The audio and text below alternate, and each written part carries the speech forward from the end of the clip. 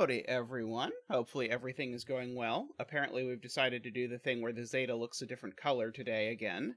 I don't know what's going on with my camera lately, but last time I allowed Zach to appear on camera, and then it fixed and I looked like a human again, and it seems to have worked again. So apparently, in addition to his many other talents, Zach also fixes cameras. So that is good to know. So in terms of news and stuff, today, a puzzle that was joint between me and Tallcat that involved doublers featured on Cracking the Cryptic. Simon just did it. So if you've not yet done the puzzle Topsy-Turvy, I recommend doing the puzzle.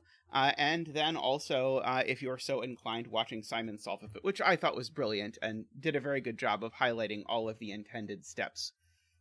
I encourage those of you who are familiar with our puzzles to try and identify which parts of the puzzles were set by which of us. I think you will probably be able to do a very good job at figuring out what they are. I'm pretty fascinated by doublers. I'm currently trying to set a doubler thermo with exactly the same rules as the doubler that Simon did today, as the puzzle that Simon did today. We'll see if it comes together. I have a sort of insidious break-in idea, but I can't quite figure out how to make it worth it. We'll see. Anyway, I think that's the main thing I had to talk about today. Our puzzle that was voted on today as the most done puzzle is this thermo puzzle, so maybe it will give you some ideas. So this puzzle is by Jakhob and Woofer. So our supporters on YouTube / our supporters on Patreon at a certain level, they're allowed to vote on which puzzle from the upcoming puzzles we do. Actually, I should say there's really sort of two parts. First, they can see the puzzles that I intend to eventually do, but also they can vote on which one I do, and I always do the most voted on one at first. This is the most voted on puzzle today with 6 votes, but as an incentive, in case you're on the border, there are a whole bunch of puzzles with 5 votes, so you can really easily swing what puzzle it is that gets done on Wednesday if you go ahead and do it. Oh, and David Ratner donates $15 for the puzzle of mine and Tallcat getting featured today. Thank you so much, David. Greatly appreciated. Thank you for that. I hope you enjoyed Simon's solve of it. I really enjoyed Simon's solve of it. All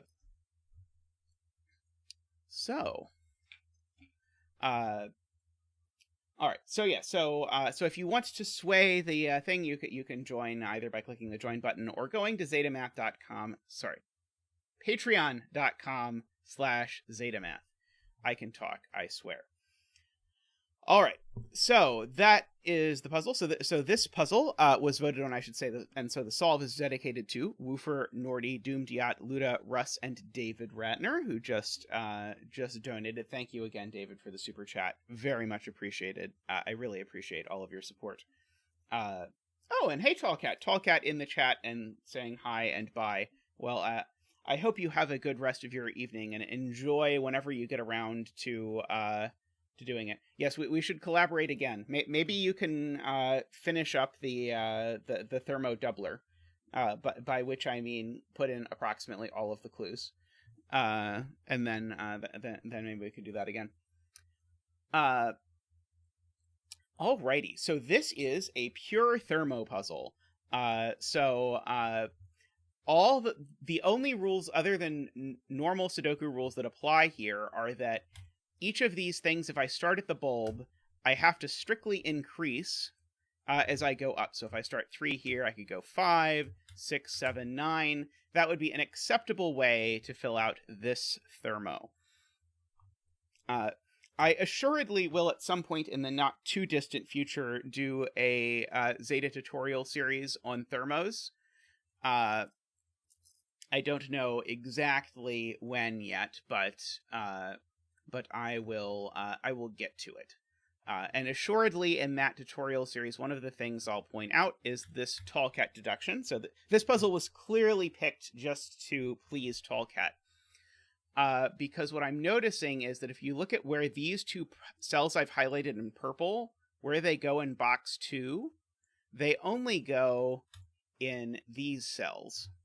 It's funny, because I used to think that was my signature thing to do, was to ask where a cell went in another box.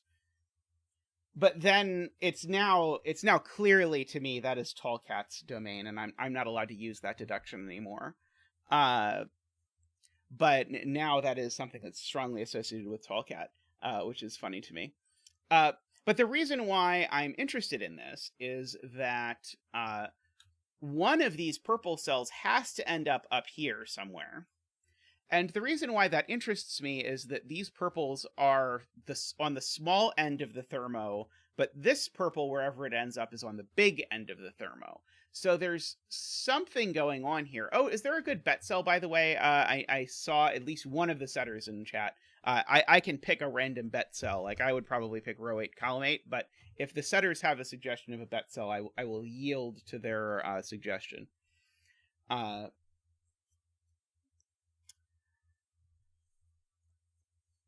So we've got the purples also over down here.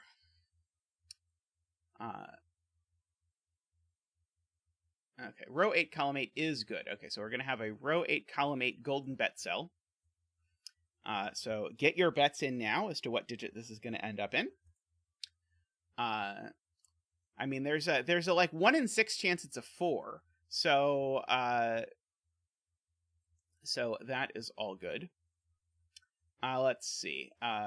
Tristan says I can do better by asking where row 2, column 7 goes in box 2.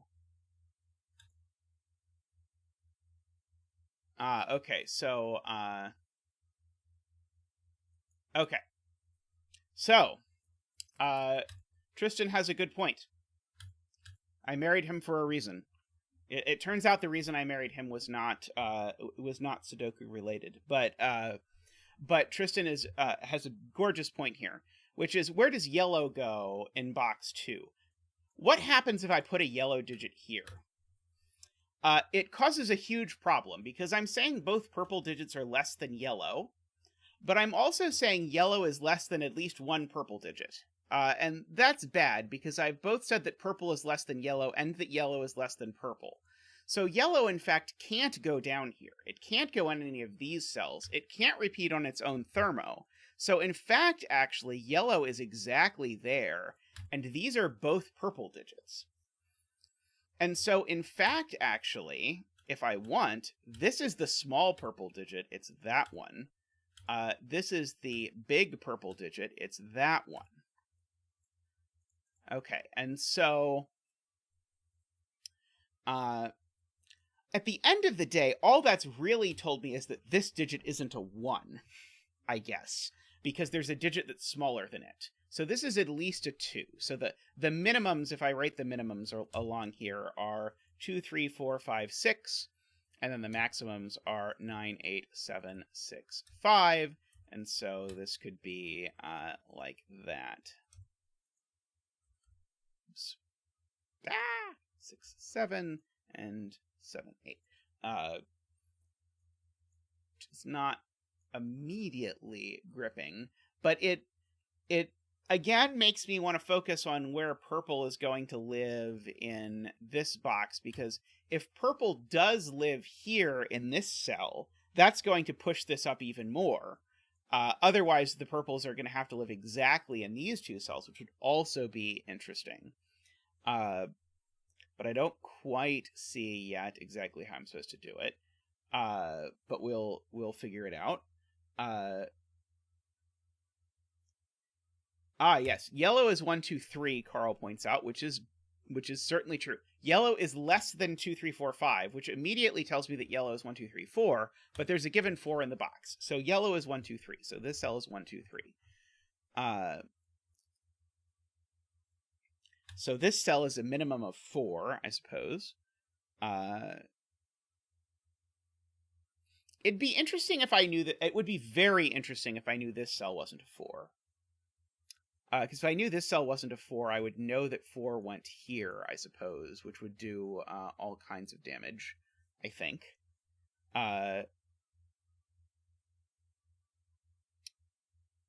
Good point from Garion. I looked at this earlier, but then I got distracted. where did the 3 red cells go in row 2? Well, red is not any of these colors. So in fact, actually, all of these cells are red. Because these 3 cells have to be exactly these 3 cells, which actually tells me that this cell is at least as big as 5, again, because of the given 4. And also, spoiler, this cell is not a 9, because if I actually write in the minimums, this cell is at most a 6. So actually, that gets us 5, 6. Boy, my good lifting is not good today. 6, 7, 7, 8, 8, 9. So we get this gorgeous, almost useful good living. Alrighty, so that's very cool. And so this 6, 7 is going to impact this thermo, I think. Maybe not, actually.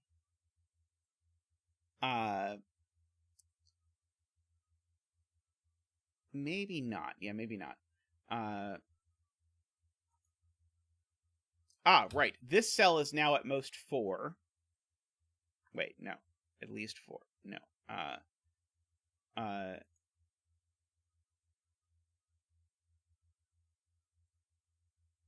Purple are not 4.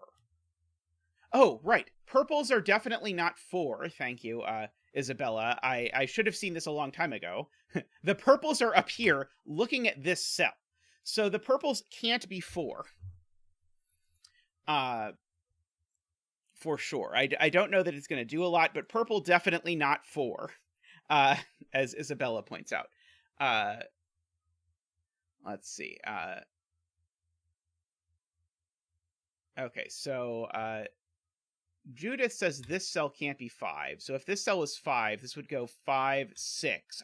Right. So I have to go 5, 6. It's that 5 is what's ruling it out. So actually, this cell is only a 2 or a 3. Gorgeous. Okay. And the purples... Can this one be 6? Why can't this be 6 and that be 6? I'm guessing I know that this can't be 6 anymore. Yellow's definitely not 3. That's true. Yes, every red is less than, or is bigger than every purple, by definition, or by this thermo. Every red is bigger than every purple. So I cannot put a purple here, or I would create the same loop that I created before, which is that purple is less than red, and if I put a purple here, I'd be saying red is less than purple. That doesn't work. So these are the purple cells, but I don't know what order they go in.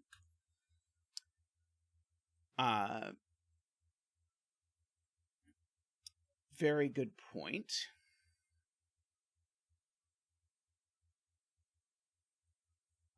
There's a yellow over here somewhere.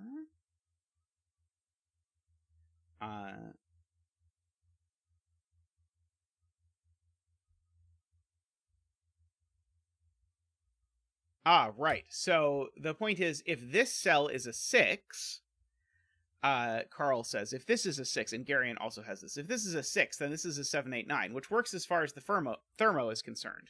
But then this cell has no value, because this cell is down here. So that does not work. So that works well.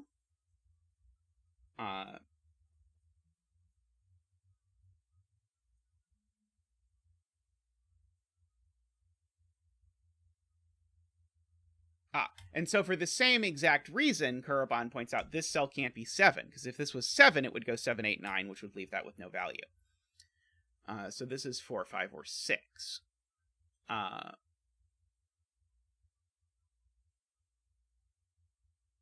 So the question is, where did these cells go in box 3, I think? Where did the blue cells go in box 3?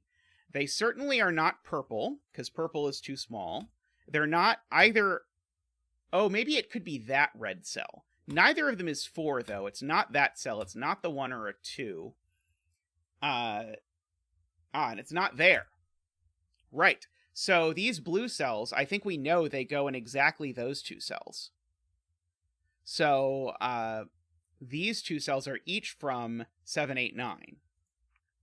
Now I'm not going to keep this coloring immediately, but I want to sort of mentally record that these two cells need to go in these two cells. And so this was just going to be another way to prove that that one of the red cells is at least 7. Okay, so this does actually do something. It does tell me this cell's not 6, because one of the red cells is 7, 8, 9. So this one is certainly 7, 8, 9. So that's not 6.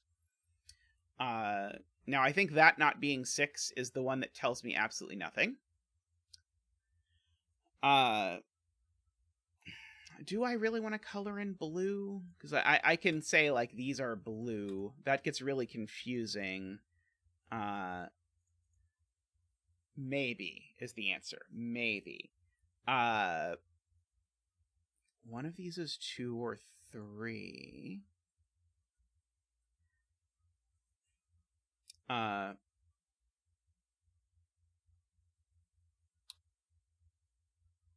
Let's see. Okay, so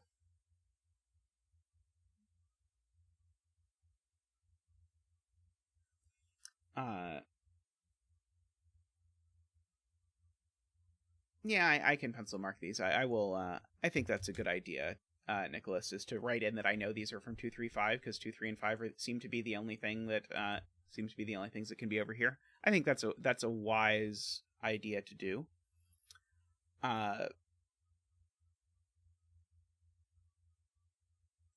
Okay, so it seems like I have to figure out how I can keep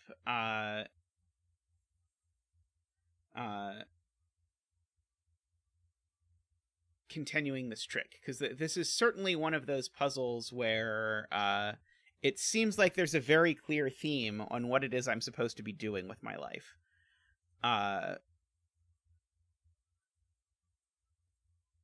So,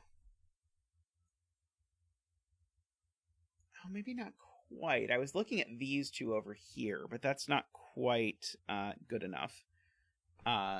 Immediately, at least.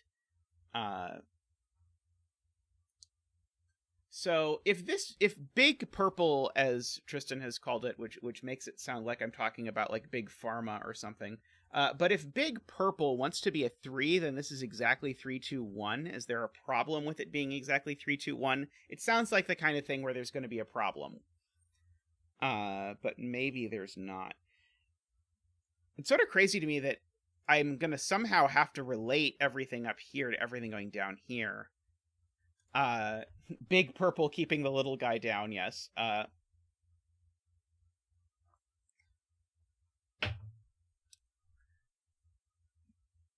Nicholas has a point about 1s, which is that 1 in this box is only in one of these cells. Just by sheer virtue of pencil mark. 1 in this row is only in one of those cells. If this cell isn't a 9, then the 9's actually over here.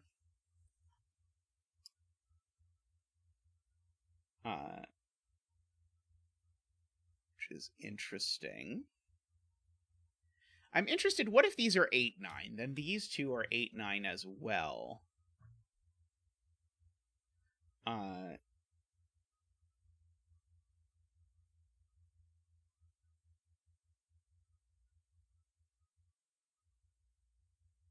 Unknown.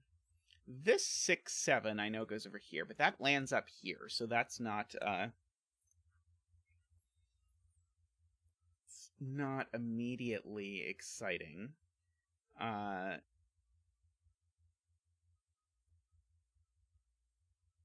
see. If neither purple is a 3, what happens? Chat is saying purple can't be 3, but this would have to be 2, 5. I don't completely see what's wrong with 2, 5. 5, 6. I don't completely see what's wrong with that.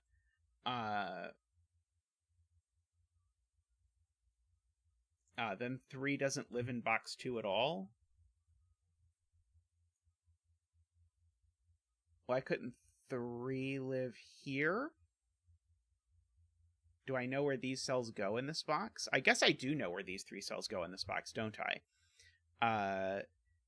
Or almost. Right, where are these 3 cells in this box? That's a good question to ask, actually. I think that's exactly the question. Where did these 3 cells go in box 3? One of them definitely goes there. But I'm not sure where else. I'm not sure if I know where the other ones go.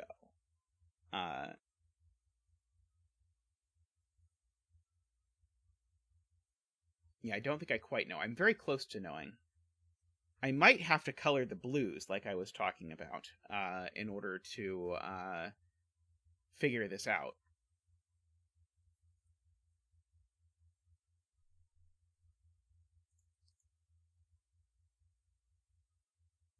I was talking about this pair of cells, which is the same as this pair of cells. This one is red, so it goes over here. This one is not red. Oh, I don't know if it's red. It might or might not be red. I don't know. I feel like I actually am supposed to color blue. Like I think the blues are what I'm supposed to be thinking about, but I haven't yet figured out what I can do with coloring the blues, so I just keep hesitating to actually fill in the coloring. Because of that. I know that yellow is down here. Big Purple wants me to color. Yes, Big Purple is very pro coloring. I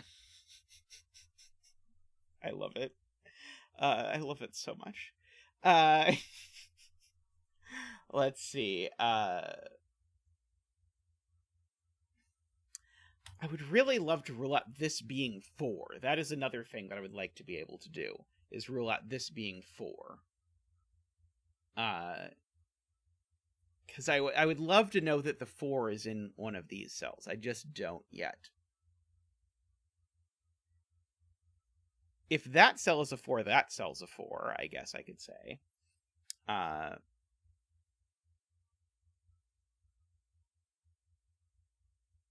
Hey, Chip. I'm doing well. I got a CTC feature, so of course I'm doing well. But life is going well overall as well, I would have to say.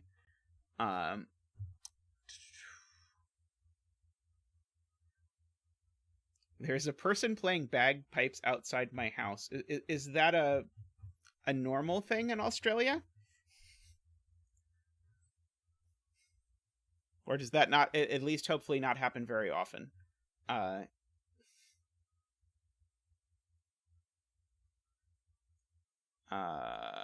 There's so many of these length 4 thermos that have this kind of shape. I'm trying to decide which other one I want to look at. And none of them are as good, of course, as the length 5 one up here. Like, am I supposed to ask about 9 in one of these boxes or something? I mean, it doesn't seem like a terrible idea, but it also,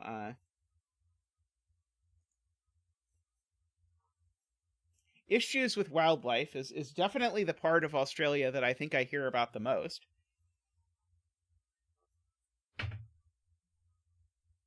Okay, so here's an interesting point.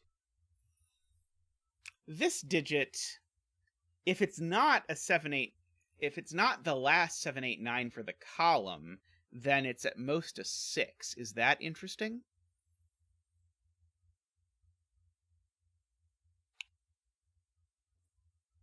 This digit in box 8 is not any of those cells. This digit in box 8 is either on here or it's up there, which seems to be the most likely place for it to go. Yeah, maybe I'm just supposed to color the bottom part separately somehow, and then once I've colored the bottom part, then maybe I have something interesting to do.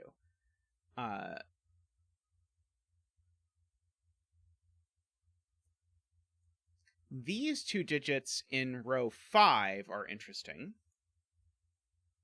because these 2 digits in row 5 can only go in one of those places. Let's see, the setter suggests the 8, 9 in box 3. So I kind of want them to be here. The other option is that one of them is there. Is there a reason this digit cannot be an 8 or a 9?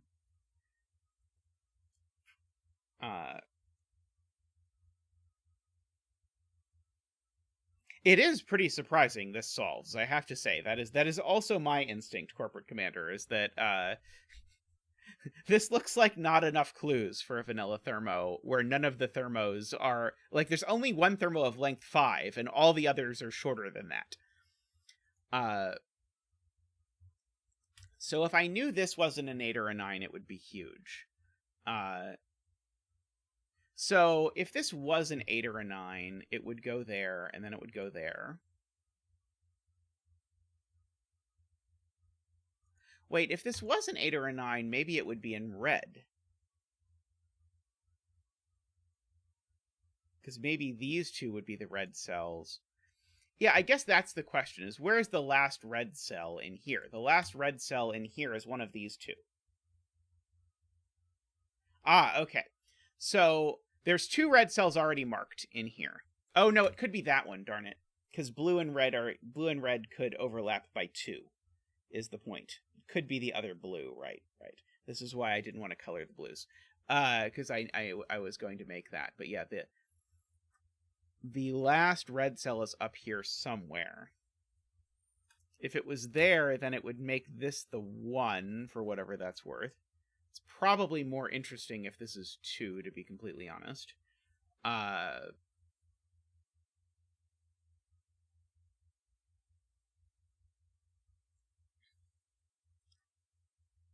Yeah, if both of the 8, 9s are up here, does that create a problem? Like, this cell being a 7, 8, 9 is interesting because it makes a triple.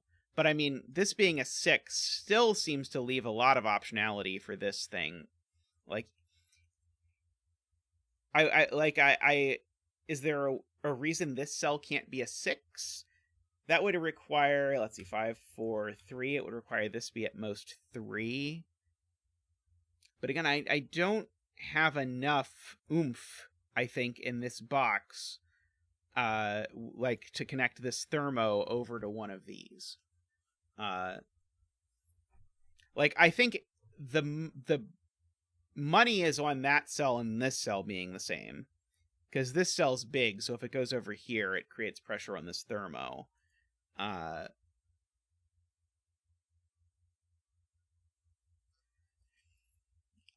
Let's see.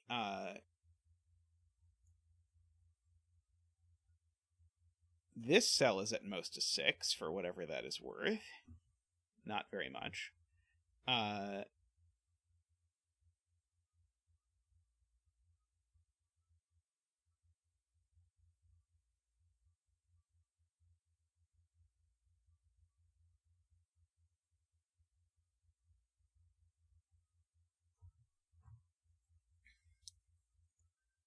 So Nicholas is looking at these 2 that both see that one, which is interesting.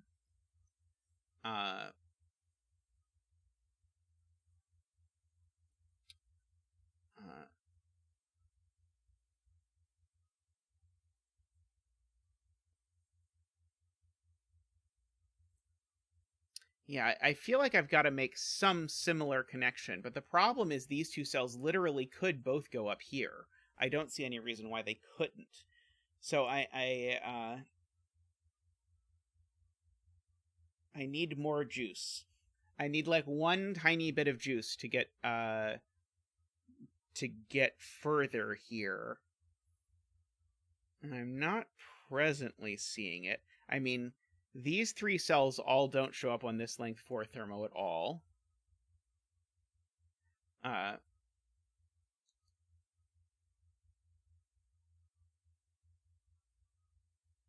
Okay, so Naverio says box 8's thermos, the one that extends into box 7, needs to have one of its high digits, the other thermo in box 8.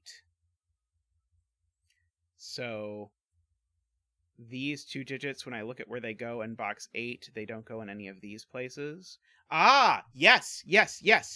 Okay, I think Naverio has it. So this is really subtle. That is indeed devious. The 2 green cells have to go in these 4 cells in this box. So one of them for sure ends up on this thermo. And so what that means is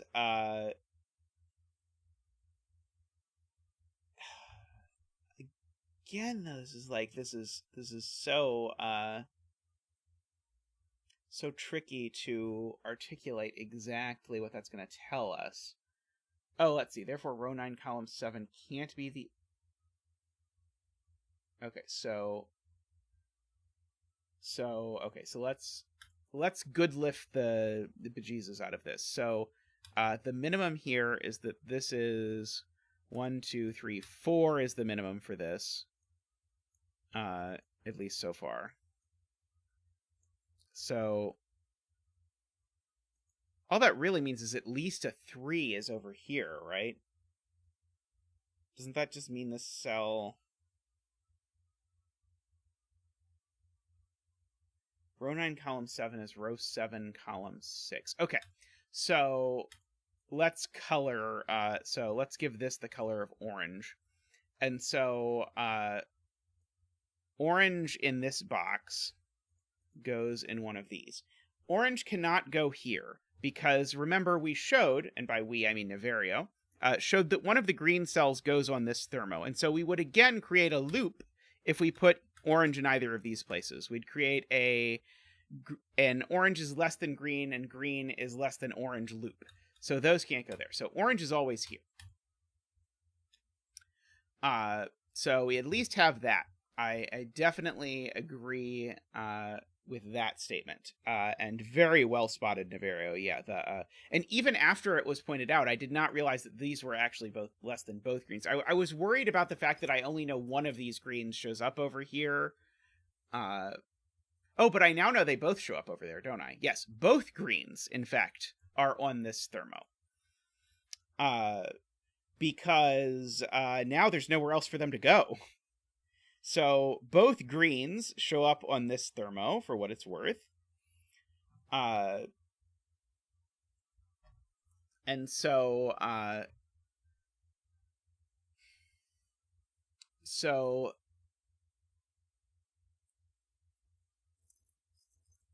this digit is bigger than all 5 of these digits, I think is the point. Because this digit is bigger than both greens. So it's bigger than... This digit is bigger than both greens. So it's bigger than both of these. And it's definitionally bigger than these. So this digit is bigger than at least 5 digits. So it's at least a 6.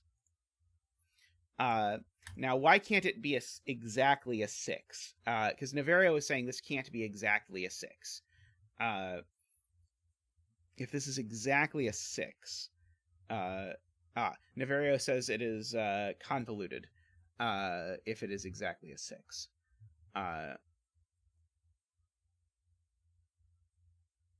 So if this is a 6, then this is a 6, and then we have to look at something in box 7 to figure out what has gone awry.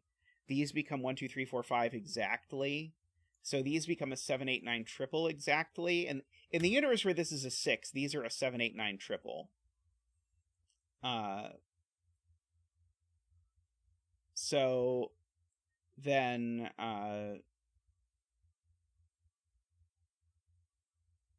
this cell now is at most a 5, but it's at least a 4. But this cell has to show up somewhere in this box. Yeah, this is getting kind of messy.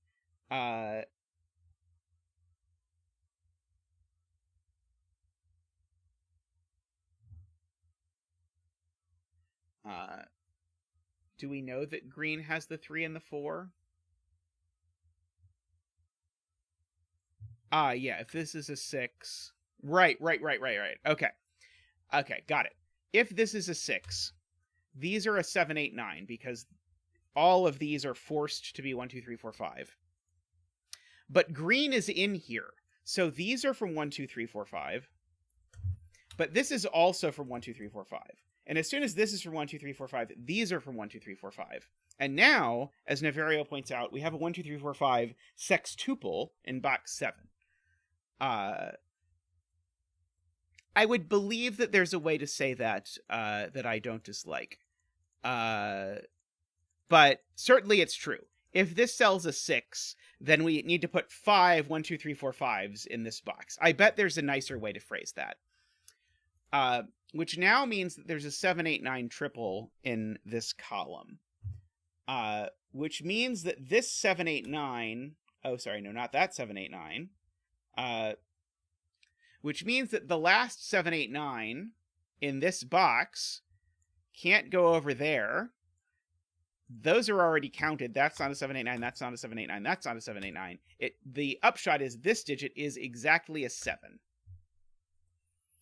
And so that gets us a digit dance from our beloved Zach, who is going to do the world famous 7 dance. Boop, boop, boop.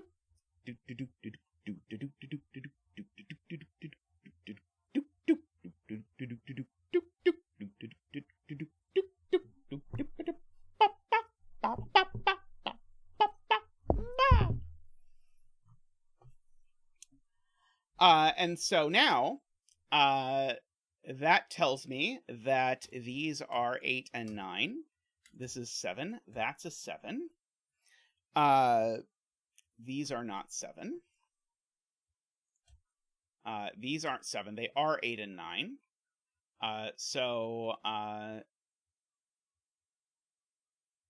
Yeah, I still don't quite know. Okay, so I'm betting that that's not quite how the setter envisioned it, because the setter was suggesting thinking about 8 and 9 in this box. Hey, Meme Rister, how are you? It was fun being on your stream yesterday.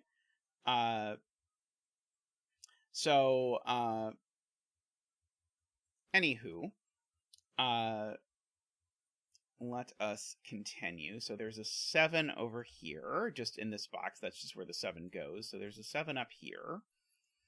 The maximum here is 654. But the minimum digit here, since both greens here are at least 3, and both greens are on here, the minimum that this digit can be is a 3.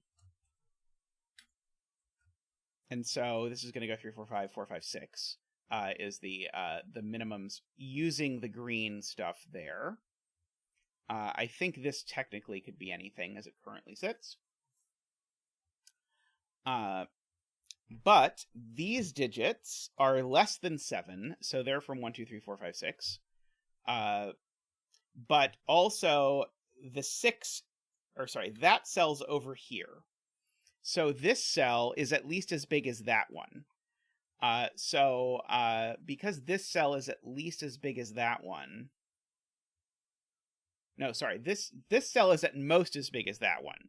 So this one is a 4, 5, or 6, because green, remember, green shows up on here. So this cell is that or less. And so once this is a 4, 5, 6, then this is a 3, 4, 5, this is a 2, 3, 4, this is a 1, 2, 3.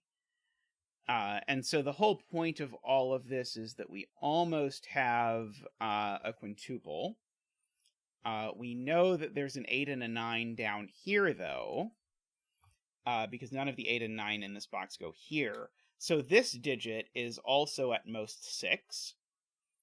And so this digit is, in fact, a 4, 5, or 6, I suppose, although I can do better than that if I really have to, which means that these are from 1, 2, 3, 4, 5. That gets us a sextuple, which means that these are 7, 8, 9. These aren't 7, so that is 7. Okay, so now let's try and do better. So let's look at this cell in particular. This 345 tells me that actually, the 345 maybe doesn't tell me anything. Okay, well, this can't be a 1. This can't be a 1 or a 2. This, if I count back 6, 5, 4 is the maximum, 3 is the maximum here. Counting like that. Now, where does the 1 go in this box? The 1 in this box only goes here. Where does the 2 go in this box? The 2 in this box only goes here. So that's not a 1. That's not a 2. So once that's not a 2, that's not a 3 anymore. Once that's not a 3, that's not a 4 anymore. Let's see. Lots of stuff happening. I'm trying to keep my pencil marks clean, but not probably doing the best job at that. Okay. A very smart point from Isabella, which is where do 8, 9 go in box 9? 8 and 9 in box 9 now are actually ruled out of everywhere except these two. So the bet cell is an 8 or a 9. So I hope you bet 8 or 9.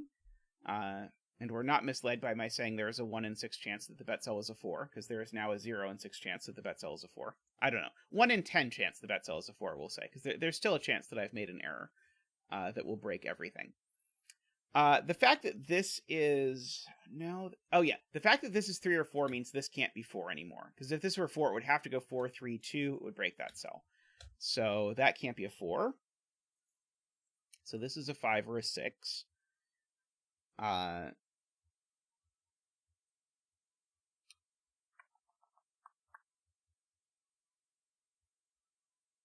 If this is a 3, this is a 4, and that's a 5, I guess. I don't really want to hang my hat on that. Oh, I have a 4, 5, 6 triple in box 7. Thank you, honey. 4, 5, 6 triple there means that's a 3 already, which is great, because that makes that a 4 and a 1. That 4 makes this a 5, and that a 6, and that a 4. So no 4 up here anymore. Let's see. We need a 5 and a 6 in this box. We certainly can't have the 5 and the 6 down here, so the 5 and the 6 have to both go up here, which means that's the 6. Oops. Means that's the 6, and that's the 5. So that 5 finally looks up here and gives me a 3 in my big purple. So big purple was a 3 all along. So that goes ahead and does all of that damage for us. So these aren't 5. They are a 2, 3 pair. This 4 looks up here and says that's not a 4, so that's not a 5. Let's see. There's a 1 over here somewhere. I don't really want to think about that anymore. There's a 4 in one of these two cells. So there is a 4 over down here. It's in one of those cells. The 1's not there. There's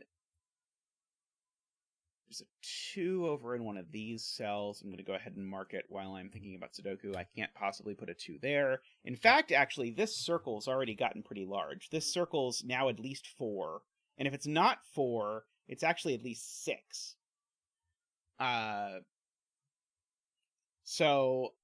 This cell is 4 or 6. It cannot be a 7. If this cell was a 7, it would put an 8 and a 9 there, which would break that cell. So this is a 4 or a 6. So this cell is minimum 5. This cell is minimum 6. This is not a 6, so it's a 5, 7, or 8. This is not a 6. Sorry, this is not a 7, so it's a 6, 8, or 9. It's not a 9. Oh, this can't be an 8 for the same reason. If this was an 8, that would be a 9. It's not going to work. So we have at least that collection of digits. That's not a 7 anymore while I'm looking at pencil marks. Okay. I probably know what this digit is. It's not a 1, 2, 3, 4. It is a 5. Which is then going to place 5 into this box, because now I need a 5, so the 5 has to go there. That's a 5. Now I look at where 6 goes in this box. It only goes there now. So we have a 6 over there. That means there's a 6 down here. This is a 1, 4, 6 triple, in fact. Oh, no, sorry, it does not mean that. It does not mean that. Sorry, that could be a 6. I don't know. Don't quote me on that. I will get back to you on that. I'll have my people talk to your people. We'll figure it out. Let's see. I'm told I have a 2, 3 pair in box 4. I do have a 2, 3 pair in box 4, because there's a 2 and 3 in both of these columns. So, in fact, as Carl points out, this is a 2, 3 pair. I agree. So, where is the 1 going in this box? The 1 in this box is not going in a column with a 1. It's not going on the tip of a thermo. So the 1 in this box only goes here. So that's not a 1. And so now by pencil marks, that is a 1. So by the column now, we still need, let's see, we've got 1, 2, 3, 4. We need a 5, 6. We've got a 7. We need an 8 and a 9, I suppose. I thought that was going to be better than that somehow. That's not a 6. That's not a 5. It is a 6, 8, or 9, which is, I guess, what I already knew. But that's a 6, 8, 9 triple in the column. So that 6, 8, 9 triple gives me that that's a 5. So we got there. We got there. Let's see. Yeah, where is 9 in this box? 9 in box 4 now only goes here. Because 9 in box 4 is ruled out of every other cell by logic we've already done. So the 9 in this box is in one of these jajillion cells. I don't know how I feel about pencil marking that yet. Let's see. Good point from Carl. 5 in box 4 is placed here, making that a 4. Making that not a 4, which means that is a 4. Let's see. These digits, while we're filling things in, we've got 1, 2, 3, 4, 5. They're just 6, 7, 8, 9. These aren't 6. This one's not 7. Sorry, it's not 7. It is the last 6, 8, 9 for the row. Let's see. This could still be 2. Let's see. There is a 5 over here, interestingly. Could the 5 be here? It seems to me like it could be. It's not there for sure. What about this column? I haven't pencil marked this column yet.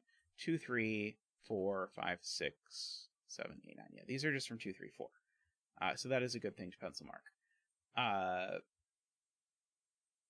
So, got all of those. Let's see.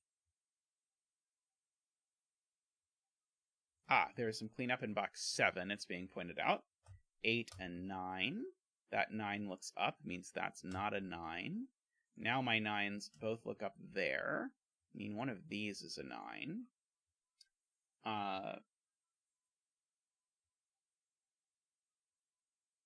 Let's see. What about these digits? 1, 2, 3, 4, 5. Yeah, these are just 6, 7, 8, aren't they? Which is just completely useless. Oh, it's not useless. One of these is a 7. The 7 in this box only goes over here. So one of these is a 7, so that's not a 7. And once that's not a 7, then I've placed the 7 in this box. The 7 in this box goes here. I realize now it was the only digit left in the column. So there are other ways you could have done it, but I would claim that those ways are less gripping. We'll go with. Sure, why not? Let's see.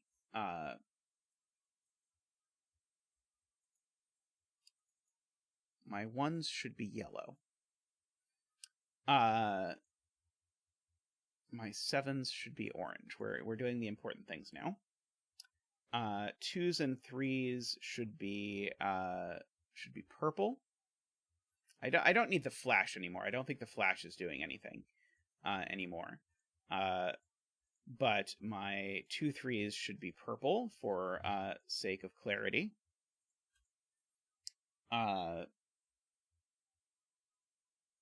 Let's see.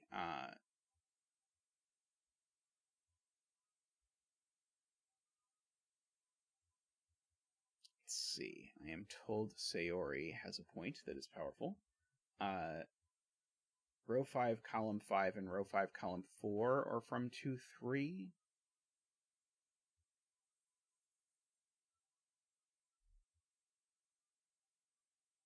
I don't think I see that yet. Yes, where did these cells go in box 4 is probably a fair question to ask, given everything we've done in this puzzle. Yes, so these cells in box 3, they are not any of these cells. They're not 1 because we know the thermo can't be 1. So this cell and this cell are both from 2 3 4.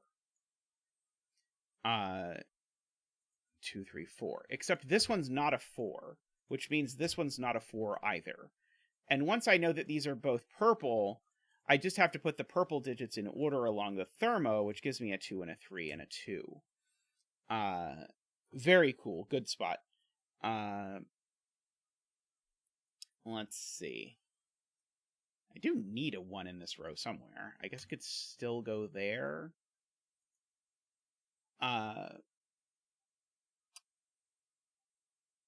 This isn't a 2 anymore. What other digit am I missing here? 3, 4, and what? 5. 3, 4, and 6 is the answer to what I am missing over down here. What am I missing down here? That's also a thing I should fill in. 1, 2, 3, 4, 5, 6, 7, 8, 9. That one's not a 3. That one's not a 3. So that one is a 3. So it's purple. These are purple. Priorities. If I'd have been purpling these earlier, I probably would have seen this hidden purple pair much sooner.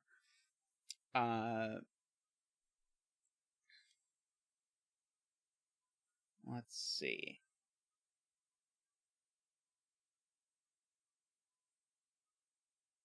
Seven in row 5. It's not there, not there. It's not there either, because 8 and 9 are going for the box, so this can't be a 7. So yes, so that's a good point. So 7 in row 5, thanks to Kurobon. Yeah, 7 in row 5 has to be there. So this is not a 7. So that is a 6-8 pair. So this is the red 6-8, for the record. Actually, I guess I don't know. There could be 2 red 6-8s. I don't actually know. Let's see. So if this isn't a 7 now... Oh, no, this could be a 7 still, sorry. 7 is in one of these 2 cells. This could be a 7. Let's see. What is left in this row? That's a good thing to fill in.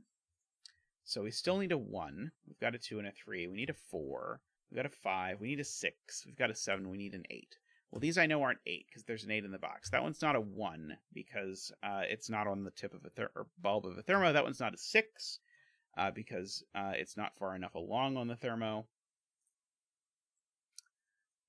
So we get all of that at the very least. This one's not a 6 either. Oh, I am being told there is an invisible given 4. Thank you for the many of you in chat who pointed out the invisible given 4. So this is a 6. So that makes that an 8 and a 6. Makes that an 8. Oops. Uh-oh, I broke the puzzle. Sorry, makes that a 6. Does not break the puzzle, just my brain. That's not a 6. So that 8, 9, that makes that an 8, 9 pair, makes that a 6. Okay, so only one of 8 and 9 is red. So now we can start redding things is the important thing, because now we know where these 3 red cells go in this box, finally. So those are red. This is not red, but that is. This is red. This is red. Actually, all the 5s are red. All the 6s are red.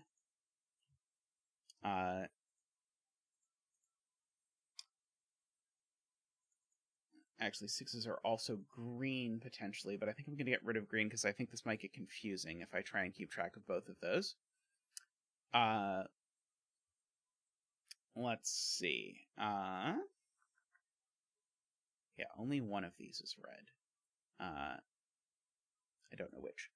Let's see. So this 5 and this 5, push the 5 in one of these cells. Ah, the 6 is placed in box 5, if I look closely. The 6 in box 5 goes exactly here.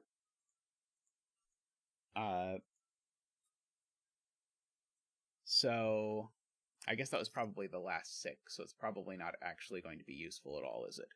What are these digits? Let's just fill them in. We've got 1, 2, 3, we need a 4, we've got 5, 6, we need 7, 8, 9. This one's not a 7. This one's not a 5. Not a 5. No. This one's not a 4. So this is 7, 8, or 9.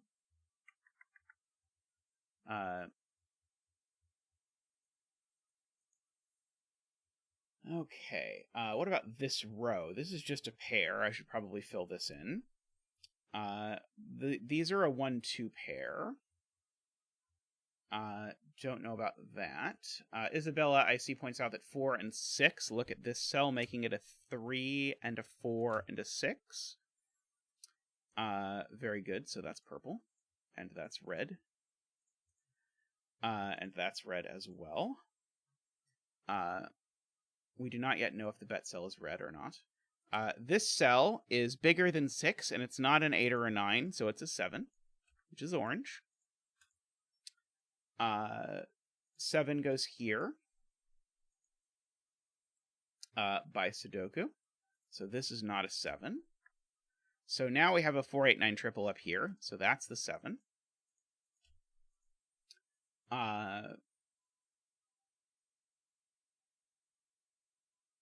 The bet cell is red. That's true. The red 8, 9 looks at that 8, 9. So that's not the red 8, 9. This is the red 8, 9. So if you bet that the bet cell was going to be red, you bet correctly. Let's see. So that really did not give me any insight into what's going on here. This 3, though, looks up and gives me a 2 and a 3 up there. So this is not a 3 or a 4, it's a 2. So that's a 3 and a 2. This is not an 8, I can inform you, because there's an 8 in the row that I don't know the color of yet, but I'm working on it. Please hold. There's an 8, 9 left in this column. There's only 4, 8, 9 left in this column. But there's a 9 in the row. So the 9 in the row actually makes this an 8 and an 8 and a 4. And so that 4 makes that a 1 and a 4. 1 is yellow. That 8 looks down, makes that a 9 and an 8. This is not an 8 anymore. Or a 4, it's a 9. So that's a 9. Aha! So 8 is the red digit. So 8s are red. 9s are definitively not red. So we have resolved our long awaited thing. Let's see. 5s are red. Yes, let's not lose track of the 5s, or we will get the puzzle wrong. So this is a 4. This is a 9. Let's see. There's got to be a 5 in this box somewhere. I don't know where yet. Let's see. The red digit is 8, so that's an 8, and that's a 9, and that's a 9. That 2 looks down and makes that a 1 and a purple. This digit is 1, 2, 3, 4. This is a 5. So that's a 5. My 5s are red. I think that's all my 5s now. 1 is yellow. Let's not be too hasty and miss our yellow 1. Speaking of yellow 1s, there's a yellow 1. This digit I can probably work out what it is. There should in every box be 3 reds, 2 purples, a yellow, and an orange. Like in all good Sudoku puzzles. So this one has all of its colors. This one has all of its colors. I think I have all my colors in the grid now. So let's see. 1, 2, 3, 4, 5, 6, 7, 8. That's a 9. 1, 2, I think that's a 3. No? Not in box 6. I'm missing a purple in box 6. Oh, I am missing a purple in box 6. Thank you. Good, good, good.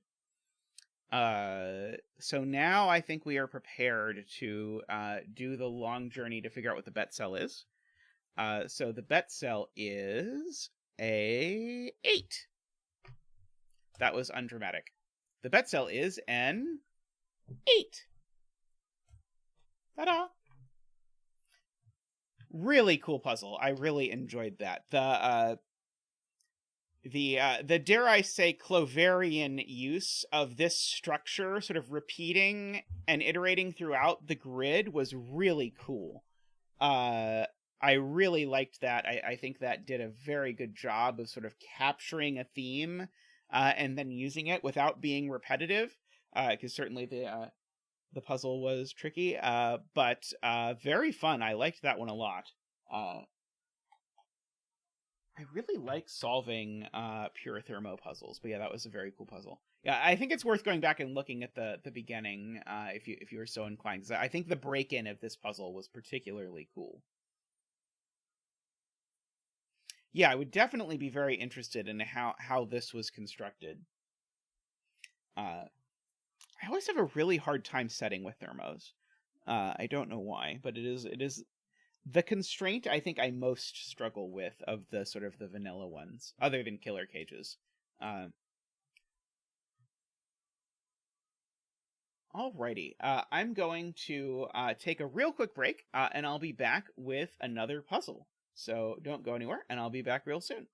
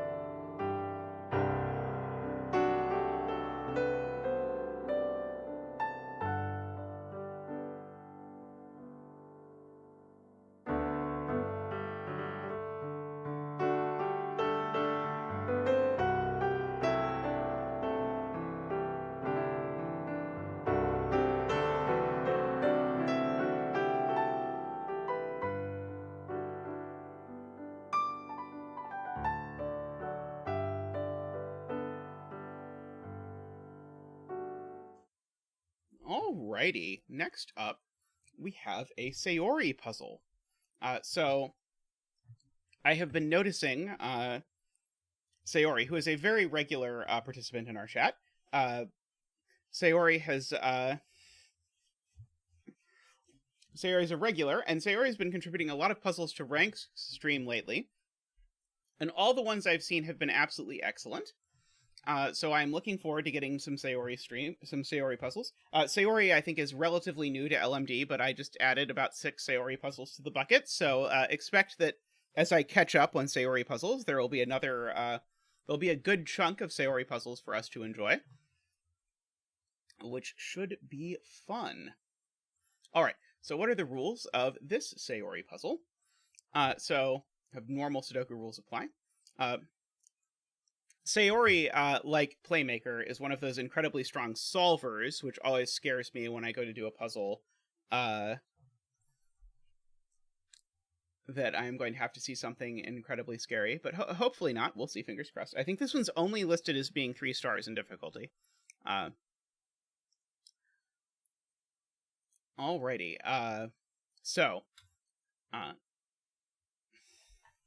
oh, did you just do this one earlier today, Ranksk? Oh,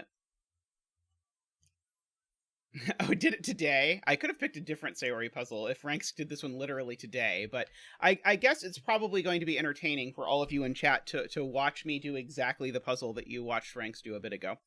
So we'll do it. Okay, so we've got thermos like in the last puzzle. We have to go from small to big. These are between lines. A favorite of mine. The digit that goes on the line has to be between the digits on the ends. So if this were a 3 and a 7, this would have to be 4, 5, 6. I mean, it wouldn't have to be all of them at the same time, but it would have to be 4, 5, or 6. And the killer cages just tell you the sum of the digits inside them. So already I'm spotting this and I'm noticing that this is probably going to be a low-high coloring puzzle. Because I'm noticing that I already know that these are from 1, 2, 3, 4. And these are from 6, 7, 8, 9, just because I can't use a number that's 5 or bigger if I'm going to add to 5. Slightly less obviously, I can't use a number that's less than 6 if I'm going to add to 15. So I think probably I'm supposed to start by coloring the low digits, 1, 2, 3, 4 in blue, and the high digits in orange. And the thing that makes me really think that's probably true is that if I look at this thermo, it goes 1, 2, 3, 4, 5. The minimum this digit can possibly be is 6. So this is also going to be high. We need another bet cell. I'll use this unless Sayori has a recommendation of a different bet cell.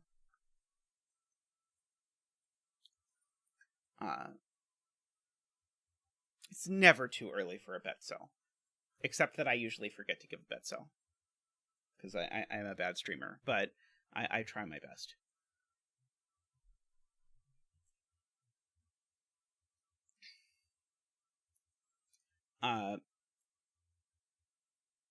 Now, this digit is at least 5.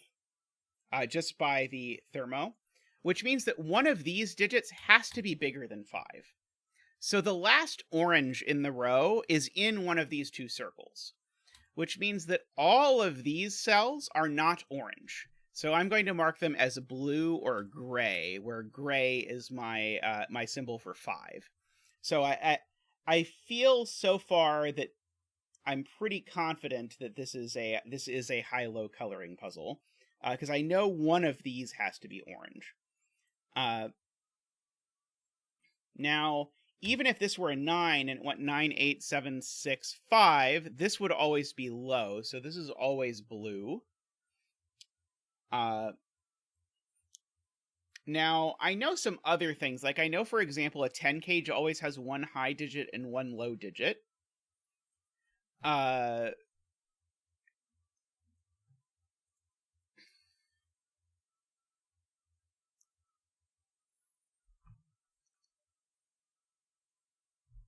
Oh, I think Nicholas wants me to color this as gray or orange, which I agree. This cell is gray or orange. Now, actually, what's the lowest this can be? The lowest this can be is 5, right? 9, 8, 7, 6, 5. Yeah, sorry. The highest this can be is 5. So this is blue or gray. But the fact that this is blue or gray, again, means that my endpoints here have to contain a blue. There's at least one blue in these two cells, which is interesting. But I have to be a little bit careful because I've got some blue-grays floating around. But one of these has to be blue, because this either is blue, in which case one of them has to be blue, because I need a blue digit to bound a blue digit, or it's 5, in which case it still needs a blue digit. So one of these two is blue, one of these two is blue, at the very least, which is good to know. What if this digit was blue? Then this would be, all of these would be blue, and I'd have a blue in a circle. That just works, annoyingly. Yeah,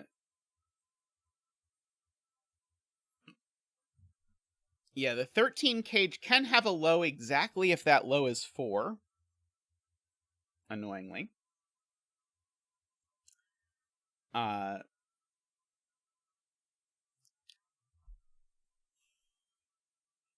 Similar things go on with the 11 cage.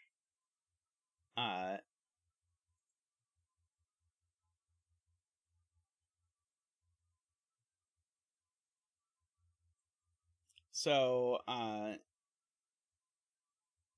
guess maybe the point is to ask, okay, this digit is... Well, no, this digit is at least 2. I think that's fine.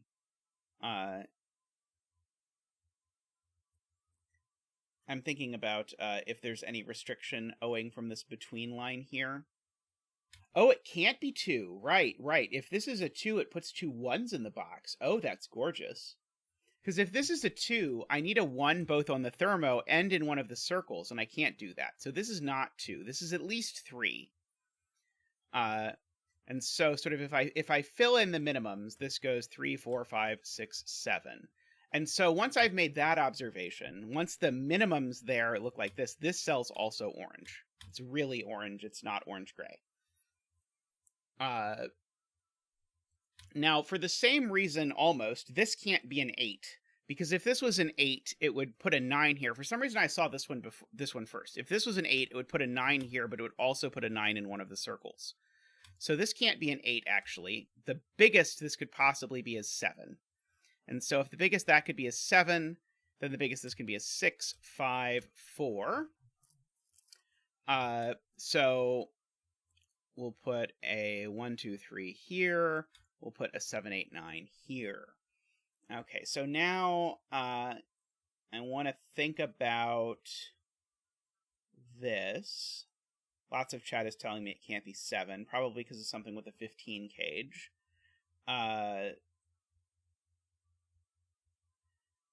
Let's see. So if the 15 cage was 7, 8, this would be a 9. Right, that's the point. Neither of these can be a 6. So I need to put a 6 in row 7. Where is the 6 in row 7? This is, again, very cool. Right. I'm basically ignoring chat today because everyone in chat has watched someone solve this puzzle an hour ago, so I'm not going to be guilted into feeling bad about not seeing things right away that chat literally did an hour ago. But the point is, and this is gorgeous, that neither of these circles can be 6, and I need to put a 6 in this row. Literally the only place it can go is in here. So this is a 6-9 pair, which means that this is not a 9. And so I need to have a 7 or an 8 here in one of my circles. So my other 7, 8 is in one of these circles. And so what that means is, for basically the same reason, I can't make this a 7, because if this is a 7, then we go back to the same beautiful beautiful thing from earlier. This goes 7. Ooh, why is my keypad not working? Please work. Uh-oh. Let's try again. This goes 7, 8. I don't know why lately it likes doing that. If this is 7, 8, I also need to put an 8 or a 9 in one of these, and I don't have either option. That is so slick. So this is actually just a 6, which makes this gray, and then forces those to be 4, 3. So this is not gray. This is gray. This is blue. This isn't a 3. Okay, so I know there's a 1 or a 2 in one of these cells. My last 7, 8 is in one of these cells. Has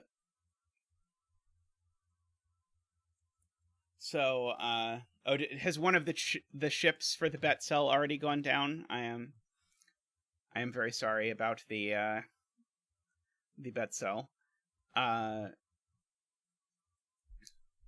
So this cell can't be low anymore. Because if this was low, remember, my last low, remember, I know is in one of these circles. There's a 1 or a 2 in one of these circles. And so this cell is not low and it's not 5, so this cell is high. Which means that the circles are... Oh, wow, we totally missed the Zach dance. I got so engrossed in the whole thing. We missed Zach dancing.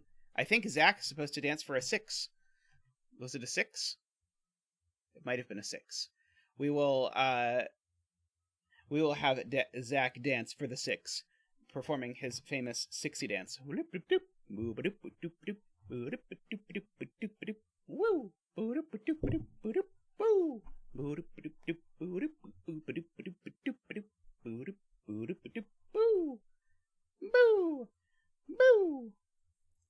Thank you, Zach, for providing your nice 6y dance, as always.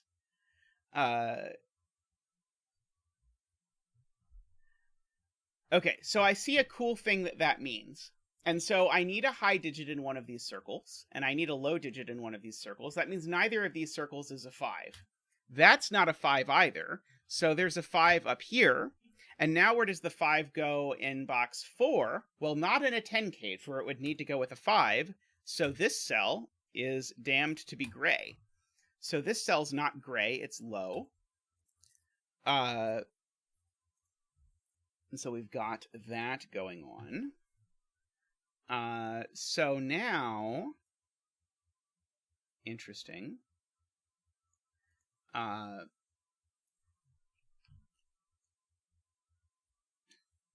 So I know this is a high and a low. Okay, so where's the 4 in this row? The 4 in this row can't be in the 10 cage because it would need a 6. So the 4 is over here.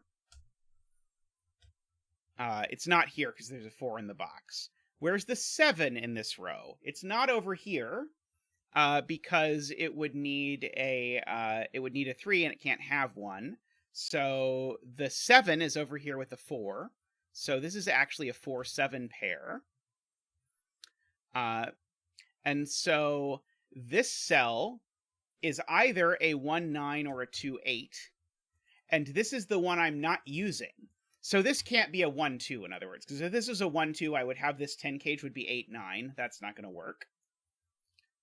Wait, can't row 6, column 4. Oh, no, you're right, sorry. I convinced myself that couldn't be 7 because there was a 3 in the box. But that does not make sense. There is no, this can't be a 7 because there's a 3 in the box. That's not how between lines work. This can be 7 if that's 6. It is still true, though, that this is either 1-9 or 2-8. Now this can't be a 1 or a 2, but now my previous point does not work. This can't be a 1 or a 2. So no, it does work. This can't be a 1 or a 2, but I know the end point that's low of this between line is a 1 or a 2. So that's the one that's the 1 or the 2. This is the one that's high. It is a 7, 8, or 9. Sweet. Okay.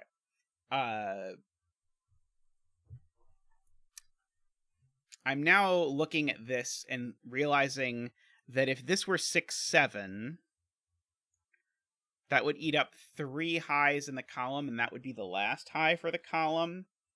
Well, this cell's orange. I should have had that a long time ago. I didn't actually need any of that to know that this cell was orange, because it's not a 5, and I knew the last blue was over here. So shame on me for not having that one sooner.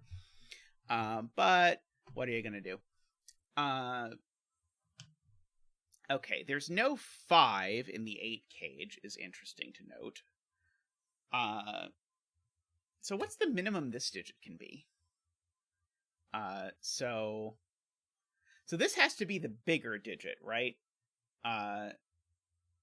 So this can't be a 1, 2, or 3. If this...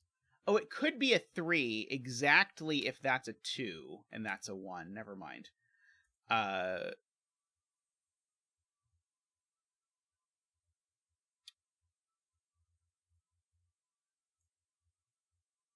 So the 8 cage is not 3, 5. So the 8 cage has the other 1, 2 in it, is the point. So this is either 1, 7 or 2, 6. And so there's the 1, 2 in this row need to go exactly here, is the point.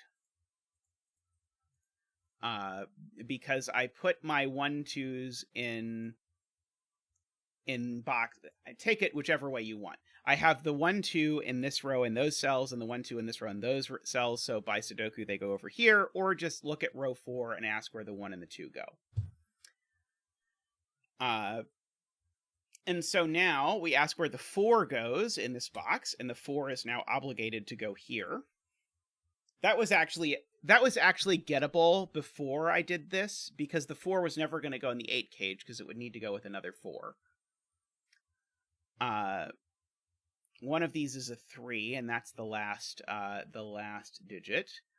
This can't be a 1 or a 2, because then that would put a 1, 2 pair in the edges of a between line, and there's nothing between 1 and 2. Although I was thinking today, during Simon's solve of Topsy-Turvy, that it would be fun to do a puzzle that had a set of doublers and a set of halvers, so that you could have a half of 2, or sorry, a half of 3 living between 1 and 2, for example. But this can't be a 1 or a 2, because it would create a 1, 2 pair, and I would have nothing to put there. So this is the 6 or 7. This is the 1 or 2. So low and high. So this cell, interestingly, doesn't actually have that many options. I guess it could be 2, 3, 4, 5, 6. It's not 4 or 5, because there's a 4 and a 5 in the column. So it's 2, 3, or 6. Those go with 7, 6, and 7, 6, and 3. And the 6... No, I was thinking there was something where this didn't work, but I don't think that works. Every cell in the puzzle has a different multiplier. You solve 2 Sudoku grids separately, but then all the clues apply to the product of the digits in matching clues between the 2 puzzles. That sounds like an Andrew Sarkis puzzle if I've ever seen one. Okay.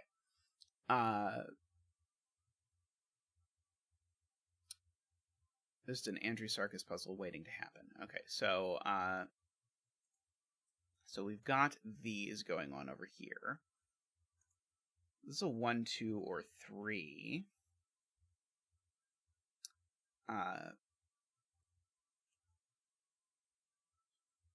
see, row 3, column 4. There needs to be at least 1 high digit. This is Isabella's point. There needs to be at least 1 high digit in... Oh, there's exactly 1 high digit in the 13 cage, because I don't have 2 high digits to give. This was huge. I should have seen this much sooner, because it would have made my pontificating much more useful. This 13 cage can't be 6, 7, because then there would be no high digits left for the 10 cage. So this is either 5, 8, or it's 4, 9. But now all of my high digits are gone. And so this digit cannot be high, but could it be 5 is my fear. I do not know. This digit's never high. That's a great spot to Isabella as well, because the maximum this digit is a 6, so the maximum this digit is a 5, but it's in a 10 cage, so it can't be a 5. So this digit's blue, and this digit is orange. Unfortunately, that's the boring direction. Sadly.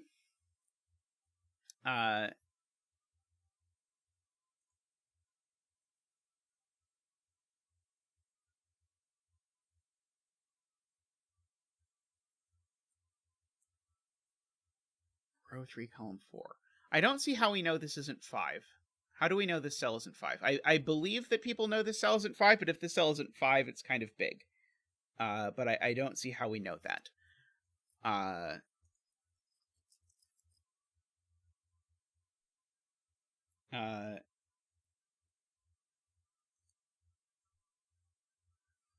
So let's see. Where are we to go now?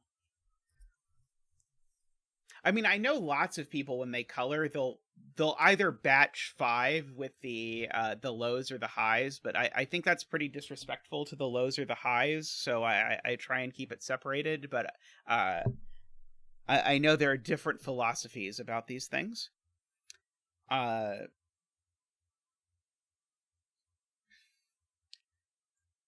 noticing if this is 2, 3, and this is 4, then this can only be 1. Doesn't seem like the sort of detection that's exciting to me, if I'm being completely honest. So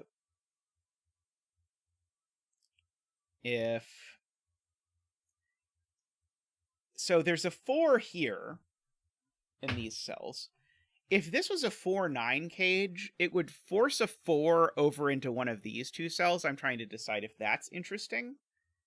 I don't think so.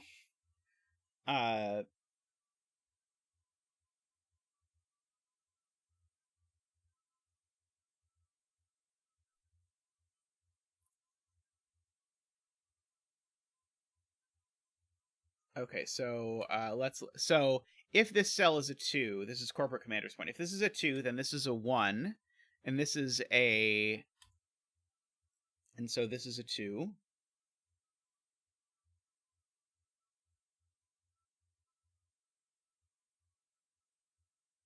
I'm trying to follow where that goes.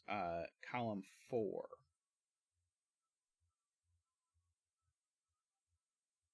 Oh, it's on a thermo. Wow. As soon as I saw that this digit was low, I disregarded this thermo as having any meaning.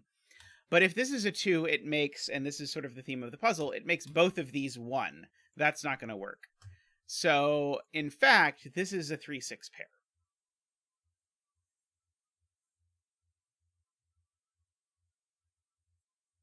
Okay, which is very cool.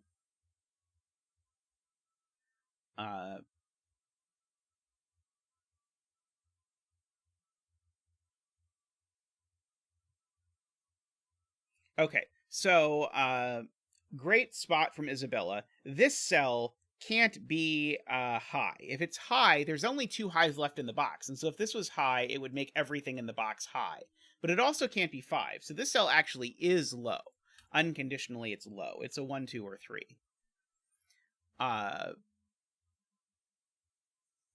Which is fascinating. This one's also a 1, 2, 3. I'm just reading across this and just waiting to pounce on this having to be 1, 4.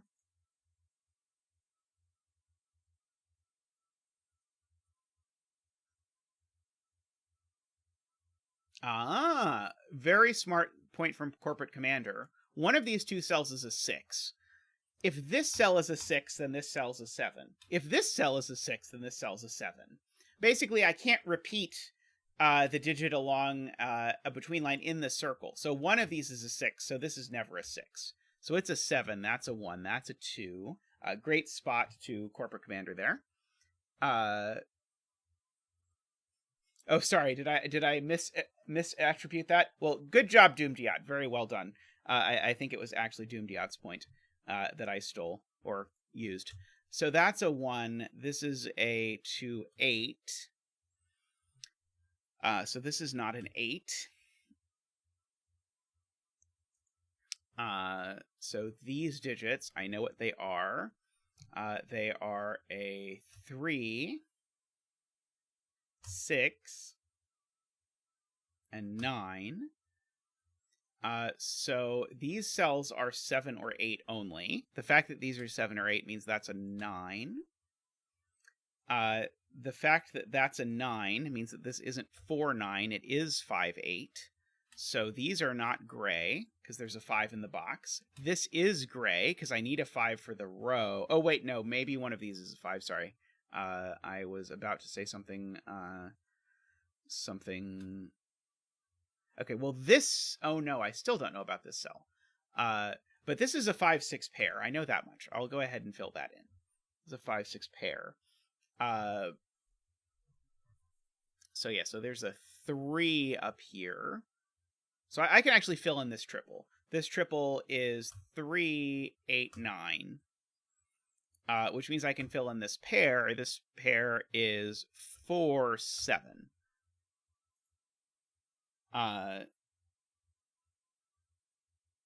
Yeah, shocking given the title that there would be pairs everywhere. What about this 10 cage? Has it become restricted? It's not 1, 9 or 2, 8. It's super not 2, 8. It can have neither 2 nor 8 in it. In fact, this 5, 8 looks up.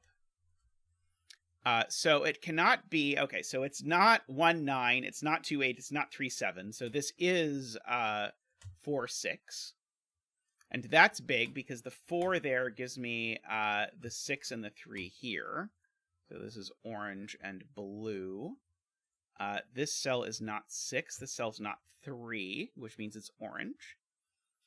I'm having that moment where I'm like, I wonder if this was even intended to use coloring at all. I'm not sure if at any point the coloring has helped, but it's made me feel good about myself, and that's what really matters. This column needs a 1 and a 3? Yeah, this column needs a 1 and a 3, so we know where they go.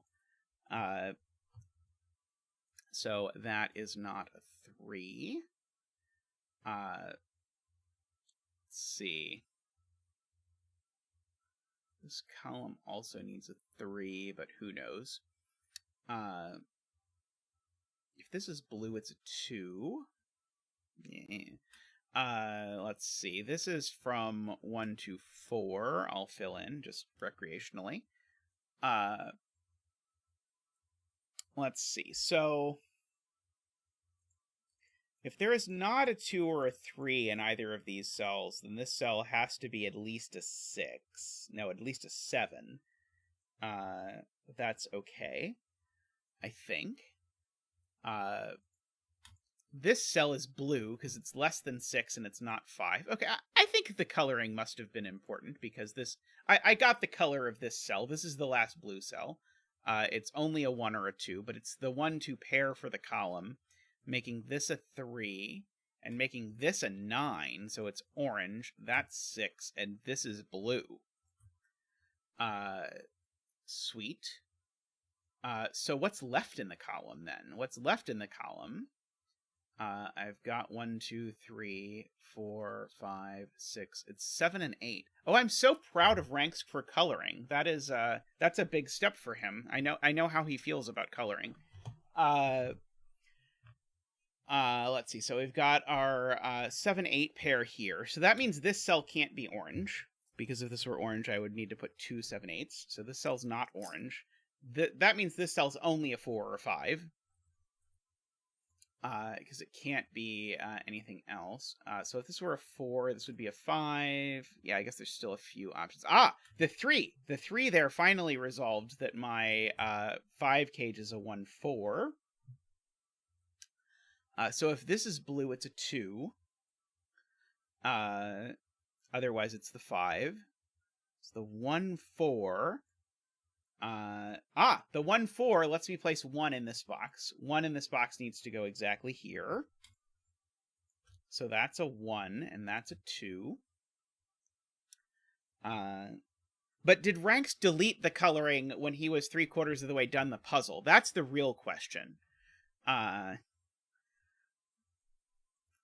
think Ranks only does that when he knows I'm in chat. That is my theory.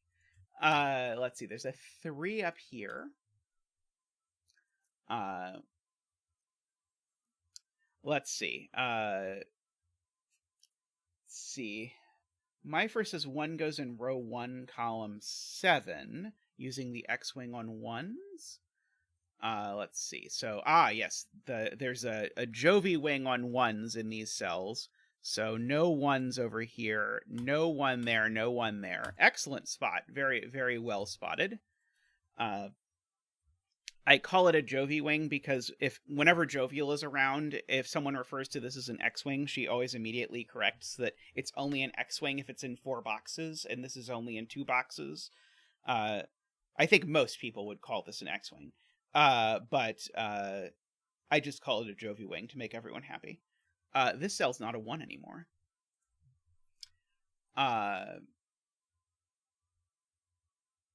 So yeah, so again, this is only a thing if it's a 2.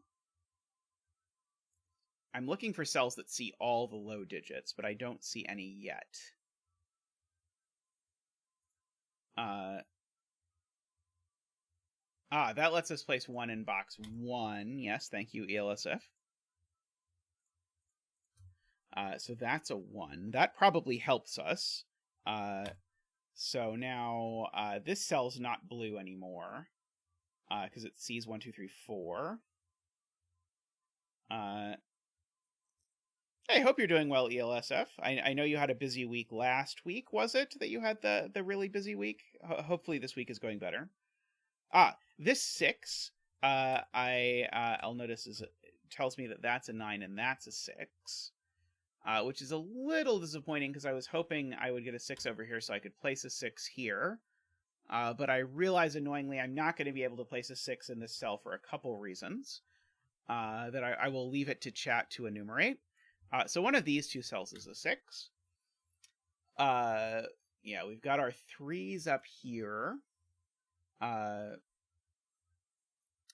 We also have a Jovi wing on 4s. That's a good point from Jay Dyer, right? Jovi wing on 4s here mean that the 4 up here has to be here. Oops.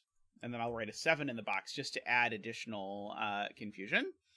So this is a 4. Okay, so this now, if it's blue, it's a 3. Otherwise, it's not blue. And is at least 5. But this cell now could never be blue, because the only blue option for this cell is a 3, so that means this cell's always at least 5, but it's not 5, and it's not 6. This is orange, and this is orange. And so this is 7, 8, this is 8, 9. That gives us a 7, 8 pair in this row out of nowhere.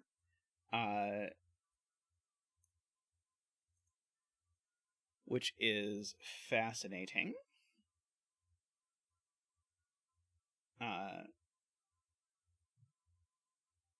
Okay. If this is orange, it is a 7, 8, 9, in which case this is 6 and 5. 7, 8 pair here. Thank you to John. Rules 8 out of that cell. What else is left in this column? 2, 3, 4, 5, 6, 7, 8, 9. 2, 3, and 9 are the things that are left. So I know my 2 is down here in this row. So my 2 in this row must be over here. So one of these 2 is a 2. I was excited about that, but I don't think it did anything. It sounded exciting at the time. That's what I'm going to go with. Okay. Oh, so this can't be blue. It did do something. Because the 2 down here actually means that this sees every blue digit. It sees 1, 2, 3, and 4. That's awesome. So now this digit is not blue, and so it is the only other thing that it could possibly be, which is to say it's a 5. That being a 5 means this can't be a 6, because it would need to be in an 11 cage with a 5. So therefore this is orange, and is an orange 6. So now My last orange is definitely in the 11 cage. No question. Because I need an orange. And so this is either 2-9 or it is 3-8. It can't be 4-7 and it can't be 5-6. And since that's not 2, that's not 9. And there's definitely an 8 or a 9 in this cage that pairs with that 8 or a 9 to mean that this can't be an 8. Because if this was an 8, I would need to put a 9 in both of those. So that's actually a 7.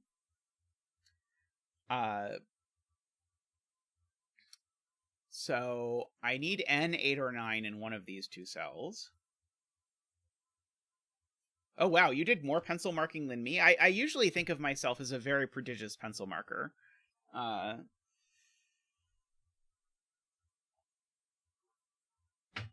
This cell can't be blue anymore. Oh, no, it can be. Never mind. Is it this cell? No, this cell can still be a 3, darn it. Let's see. Okay, so there's a blue in here, I guess is the point. There's a blue in this cell. There's a blue there. There's a blue there.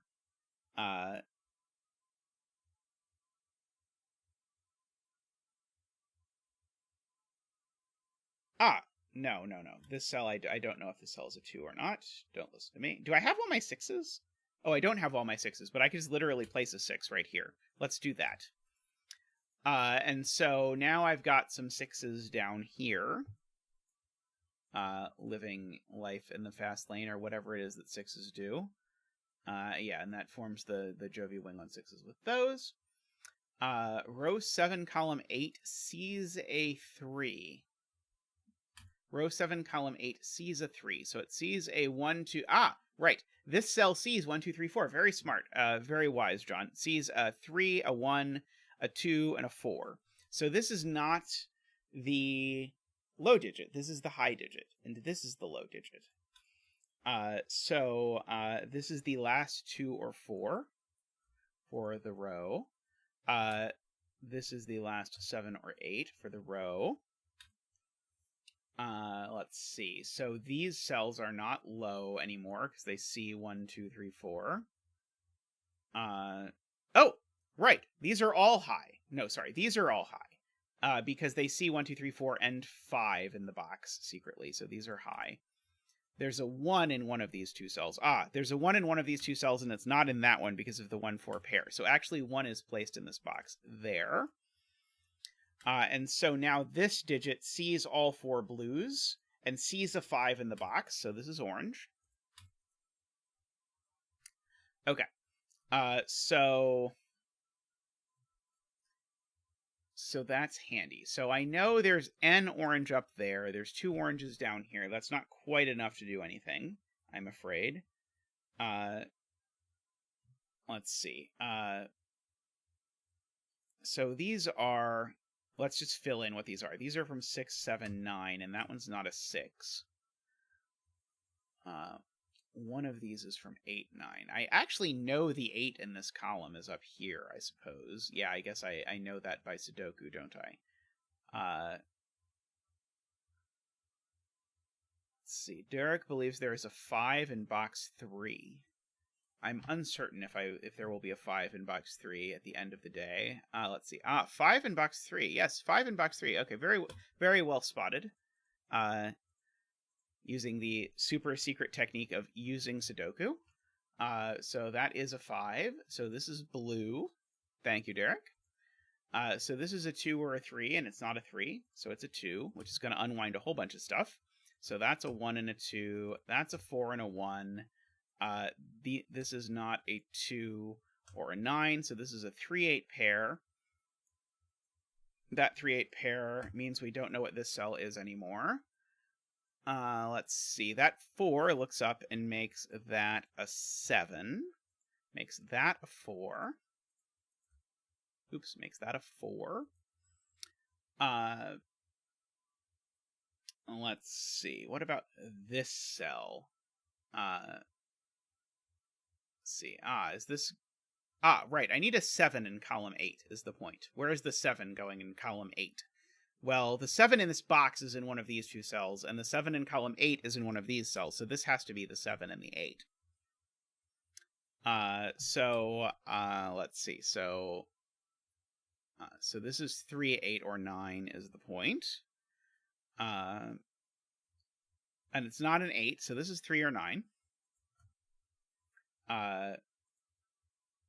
Hey, Corporate Commander, if you have puzzles that are rated highly on LMD and you're interested in us doing them, just send me or Tristan a message on Discord to give us permission to do your puzzles, because I only do puzzles from people I have permission with, and a link to the LMD page, because I'll go through the LMD page and I'll happily look at stuff. Okay. I am being told that the bet cell can't be blue anymore because it sees 1, 2, 3, 4, and 5. So that is right. So the bet cell is orange. So if you bet that the bet cell would be orange, you bet correctly. This 7 looks over and makes that an 8, makes that a 7, makes that a 9, makes that a blue 3, makes these not 3. That 9, in fact, makes this a blue 2, and this an orange 9. So these aren't 9. They're a 6, 7 pair. 2, 3. Okay, so I need a 4 in this row. It's going to have to go over in one of these. These are all from 4, 5, 8. What a weird combination of things. Okay. So what can this be? It's got to be bigger, at least 5. Well, it could be 5, sure. If it's not 5, it's not 6 or 7, and it's not 9, so it could be 8. So this is 5 or 8, which actually gives me a 5, 8 pair out of nowhere in row 9. Means that this is a naked single 2 out of nowhere. That lets us sort out the orange and the blue in the 10 cage. Means that this cell is a 4 or a 5, but by the row it's not a 5. So this cell actually is a blue 4. And so this is a 5. And so that lets us sort out the orange and the gray in this box. Oh, that gray became black, sorry. And so that now lets us sort out this. And so this had better be blue and be a 4. Hey, you're more than welcome to just hang out and solve with us. You're not obligated to submit puzzles, but I just, if someone is interested, a lot of people say, why do you never do my puzzles? And the answer is because I have not yet gotten permission to do your puzzles, so I always wait. Actually, sometimes if I see something and I really want to do it, sometimes I'll email the setter and ask their permission. Message them on Discord. This is now a 7 or 9, so it's orange. That's the important deduction here. I have all of my lows in this row. But who knows? This 4 looking down, I think it's someone in chat, I think it might have been ELSF pointing out this 4 looks down, so that's a 2 and a 4. I agree. So let's... I don't quite want to pencil mark that. Let's pencil mark this row, maybe? Yeah, let's pencil mark some rows. 1, 2, 3, 4, 5, 6, 7, 8, 9. This one is not 3 or 8. So this is the other 7, 9. And as the other 7, 9, it knocks 7 and 9 out of this cell. This is the other 3, 8. So that was maybe more profitable than I was expecting. Okay, that gives me enough faith to pencil mark the rest of this. 2, 3, 4, 5, 6, 7, 8, 9. So this is not a 3. That one was less good. This one's not a 2 or a 9. There's a 3 or a 5. Okay, what about these? These aren't 1, 2, 3, 4. They could be 5. They can't be 6. They could be 7, 8, 9. But this one's not an 8 ever. This one's not a 9 ever. So this is too big. This is because this is never low, this has to be low, right? One of these has to be less than 7. And one of them has to be bigger than 7. Oh, wait, no, this could be 5 and 8. 5 and 8 is an acceptable combination, isn't it? Never mind. I'm about to get myself in trouble by arguing things that aren't true. Oh, here's the thing I could argue, however. There is a 3-8 pair in box 3. And so the 3-8 pair in box 3 means that this is a 9. That probably would have been a lot easier than any of the things I've done in the past however many minutes it's been that's been sitting there. It's been a while. So that 5-7 pair makes this cell an orange 8, which then makes this cell a blue 3 without having to think about it. It makes this an orange 8 and a blue 3.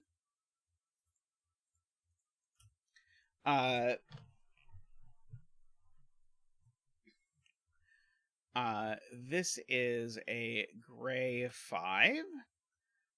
So this is an orange 9. This is a 7. This is a 9. This is not a 5 or a 9, so it's blue. Oh, there's a question from Ashley. Sorry, I got distracted with this. Will there be a reaction stream to Simon solving Topsy-Turvy? So, both Tallcat and I were occupied at the time when the video came out. So I think Tallcat and I are going to find something we can do, or we can record some sort of video in response to it. I'm not sure exactly what form that will take. In this instance, it was very much Simon took exactly the path we intended.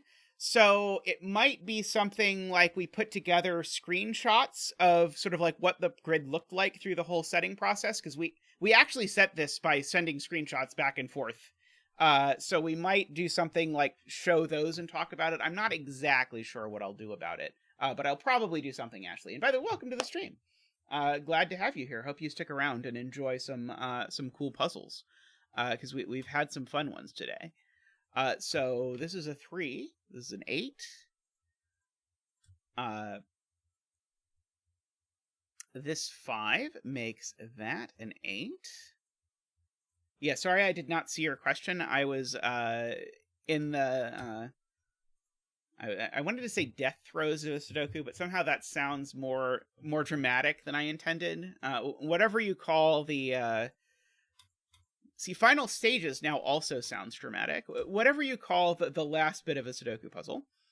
So I should probably color this cell before we accidentally have a disaster. Okay, so we've colored the whole grid. So so this 7 here makes that a 5. This is low, so it's not a 5 or a 9, so it's a 2. This 7 makes that a 6 and a 7. And this over here... So 1, 2, 3, 4, 5, 6, 7, 8. And so the bet cell is a 9. Denouement. Denouement is a good thing that does not sound dramatic or scary for the end of the Sudoku. Like much better than saying we're sending the Sudoku to live on a farm or something. Thank you, Sayori. Yeah, that was great fun. And it's cool that both Rankskin and I did the puzzle on the same day. Super, super fun. This is really just full of clever. Like every bit of this. I really liked this bit with the long thermo, and there were just so many times where it was this really cool thing where it looked like we were about to sort of like have a degree of freedom, but then we did not. Awesome puzzle. I greatly enjoyed that. I look forward to more Sayori puzzles. I think I put all of your LMD puzzles into my bucket immediately, Sayori, because as I said, I'd seen a few of your puzzles on Rank Stream before, and all of them were excellent. Took Naverio 11 minutes. I mean, I think Naverio took 19 minutes on the puzzle that Simon did today, so Naverio may be somewhat inhuman as a solver. Your recent puzzle has 0 solves. Well, I'll do my best to fix that. Is your recent one the double arrow one, Sayori? Is that the one with 0 solves?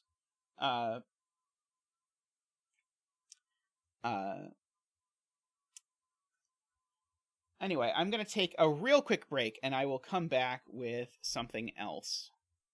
You know what? I'll come back with Sayori's double arrow puzzle. So I'll be right back, and then we'll go ahead and we'll do Sayori's double arrow puzzle, because there needs to be more love in the world for double arrow puzzles.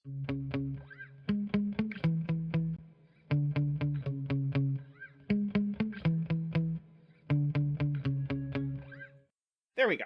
Sayori's double arrow puzzle. We have it. Okay. We have successfully come back. Would you rather we keep it at 0 solves? Let's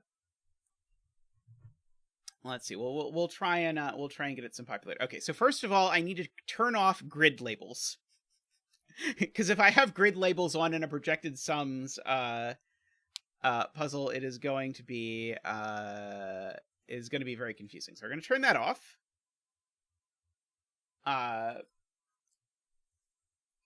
So let's read this. And so I think I saw Ranks do, I think the first Sayori puzzle I saw Ranks do the first puzzle in this series. And so the way this works is we've got double arrows, and so double arrows are like arrows but with 2 ends. So if I put a 7 and an 8 here, that means I need to make these three digits add to 15. So I could do that, for example, as a 3 and a 9 and a 3. That's probably not a good combination. Let's see, 4 and 5. There we go. That would do it. So that would make 15. Yeah. So that is how double arrows work. The sum of the digits on a line, okay, sorry, and then clues outside the grid give the sum of circles in that row or column. So this 18 is saying the sum of all of these circles is 18. The 13 is saying the sum of these circles is 13. So this is like a variant of projected sums. So that's it. That's all we have to go on. So let's start with this 18.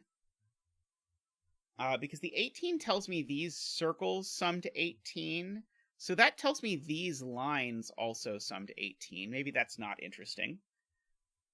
I'm revising my belief that is interesting. Oh, bet cell. Do you have a good bet cell, Sayori? I would probably be inclined towards this one, but if that one is bad, I will happily pick a different one.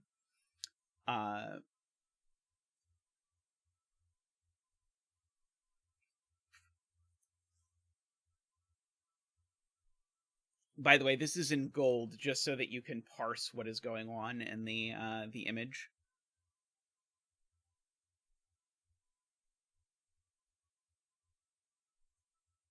This is actually a how do I use the double arrow support in Sudoku Studio, or do I not use it? Is that the do I wait until Sudoku Studio is updated? I'm okay to wait until Sudoku Studio is updated, but if there is a way for me to use the double arrow support, that would be cool.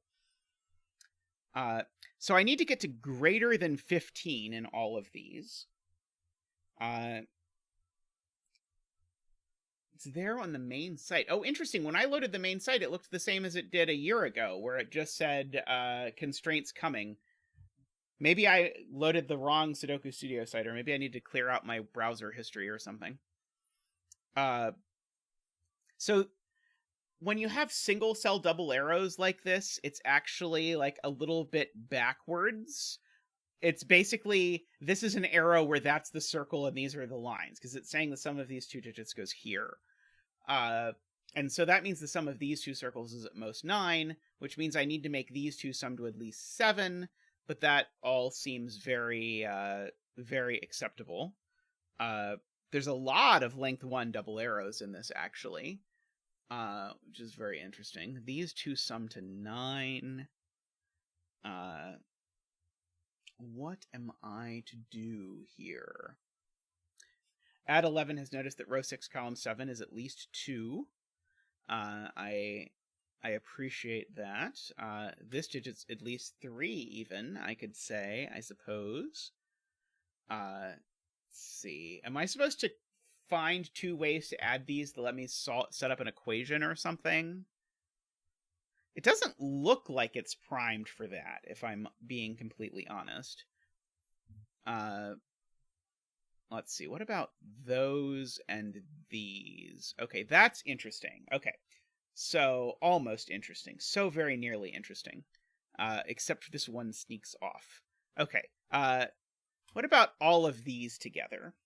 Okay, I have no idea if this is going to be at all interesting. But these together sum to 31. I suspect the thing I'm trying to figure out is something like this, even if it's not this. Oh, no, that doesn't... Never mind, it doesn't work. Sorry, it doesn't work, because that one was there. So I cannot do that. Oh, the 12 and the 9? Those? Yeah, so the 12 and the 9 sum these circles, and the sum of those circles goes in these cells.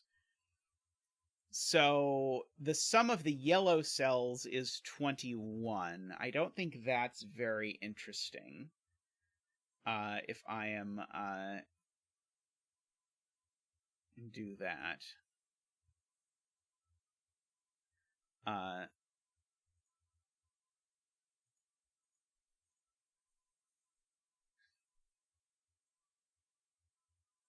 Row 3, column 3, and row 5, column 4 circles together.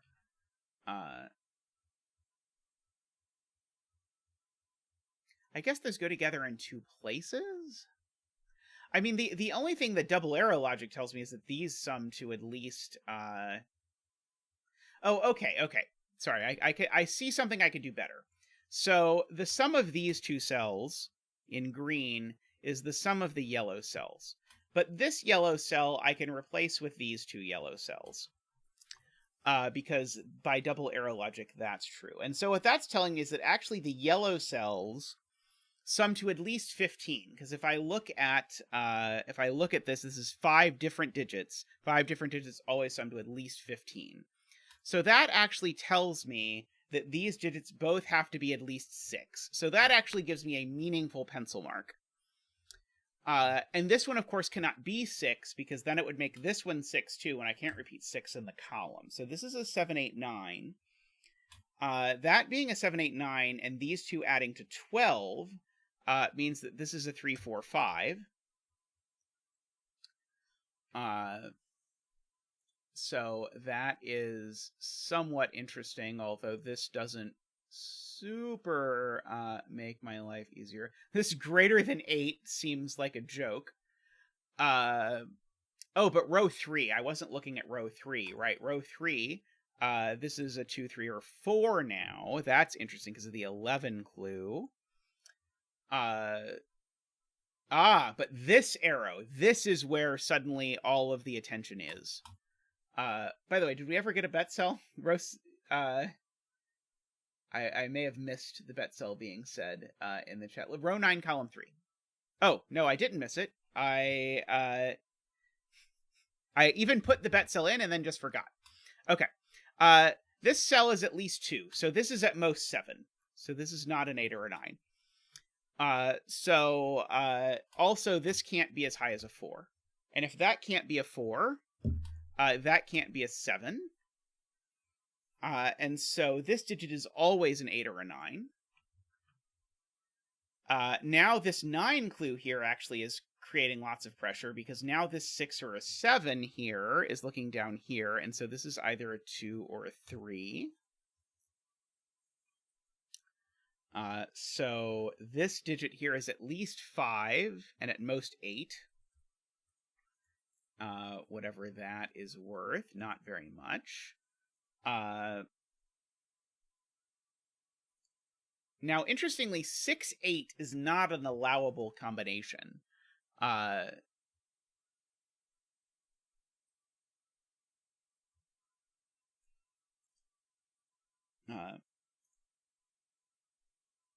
This cell is at least 3 by the row.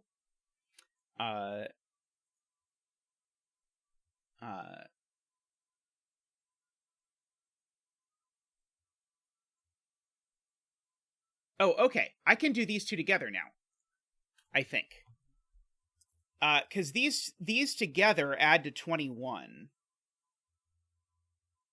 And these together are the same as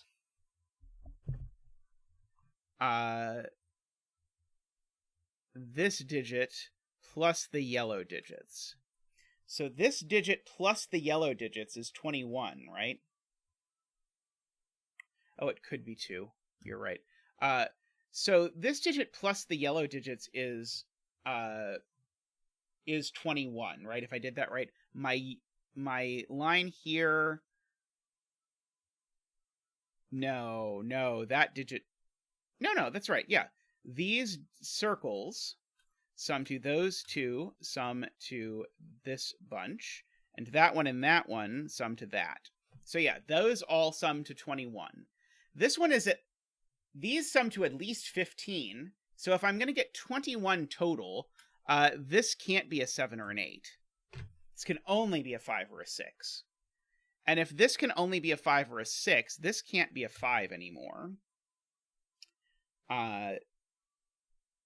And so this is only a 5 or a 6.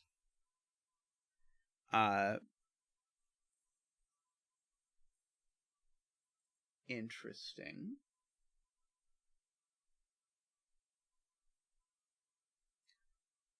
So these are, just to be clear, they are either exactly 1, 2, 3, 4, 5, or they're 1, 2, 3, 4, 5, 6. Sorry, 1, 2, 3, 4, 6. And they definitely include a 1, 2, 3, and 4. For whatever it's worth.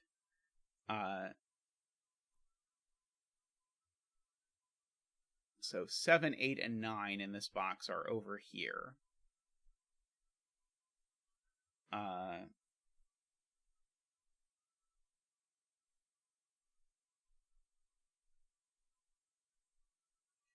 Let's see. Corporate Commander is asking me to investigate the world where this is a 3. So if this is a 3, this is a 6. That's a 9. That's a 9 as well.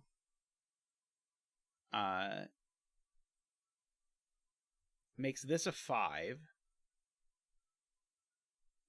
This being a 5 means this is a 2 and a 3. Breaks the 11. Oh, right. Sorry, these two add to 11. Got it. Okay, this is way simpler than I was making it. These two add to 11 by that circle. But if this is a 3, then this is an 8. But if this is a 3, then this is a 9 and a 6. But now I've got 6 and 8, which add to 14, and this adds to at least 15. Anyway you see it, this is going to break. And so this is a 2. And so we get to do the 2 dance of the famous penguins.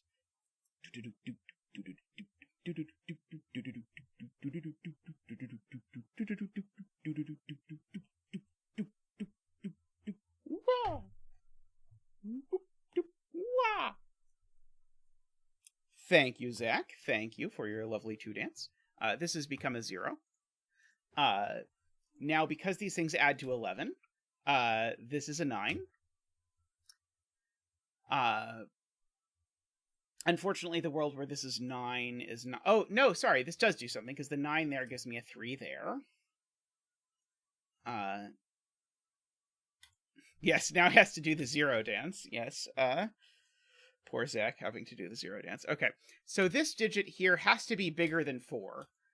Because 1, 2, 3, and 4 have to be gone in this box in yellow. So this can't be a 1 is the only upshot of that.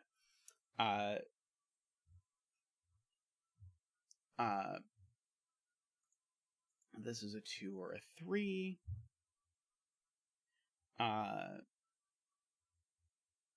Interesting. Okay, so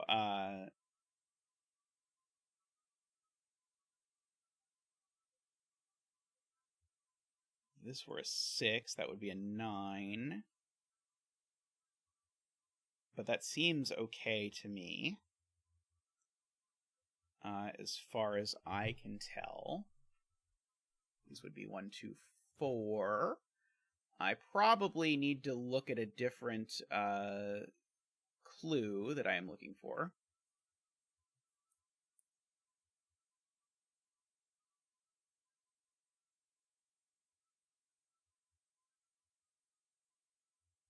Oh, I need to do my column 3 and column 4 clues. Or Derek says this isn't 6 because it breaks the 9 clue. If this is a 6, then this has to be a 3. Ah, right. Okay, yes. Derek's way is indeed not that bad. If this is a 6, it has 2 effects. One is the 9 clue means this is a 3. And the other is that this is a 5, which makes this a 2. And since this cell can't simultaneously be a 2 and a 3, this isn't a 6. So it's a 7. Which means that none of these digits are 5, because the way to make a total of 16 in 5 cells is 1, 2, 3, 4, 6. So now that's a 9 just for free, because it's the sum of 2 and 7. This digit here could be 5. It certainly can't be 7, so this can't be a 4. Or a 9 if this is 3 plus 6. Okay, so that's some options. Okay, and I am told that does all the digits in box 8.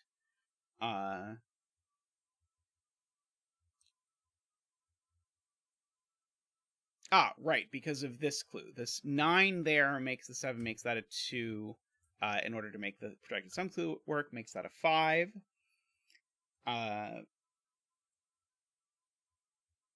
Which is fun. Okay, that 2 does not break us into a new thing where we have some clues yet. Let's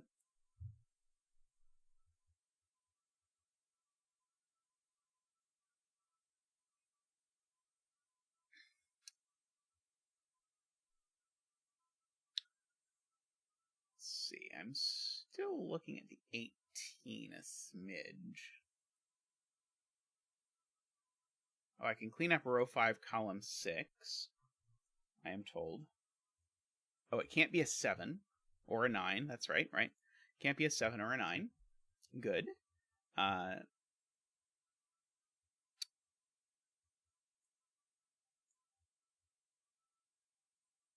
Greater than 15 for these circles. Again, this is at most 9, but I don't think I've changed that.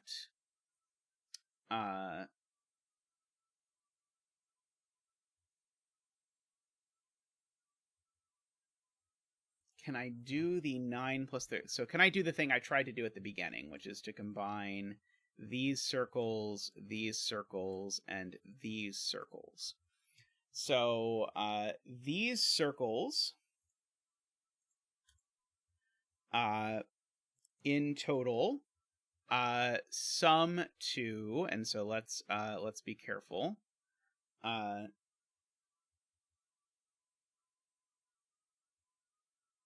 These two, this one, this pile, and I've got to do a little bit of math to figure out. It's these two, but minus 2. So, yeah, these cells sum to 31 minus 2 is 29, I believe. Let's see. Naverio says this column is forced. Like, just if I want to add these 3 digits to 13.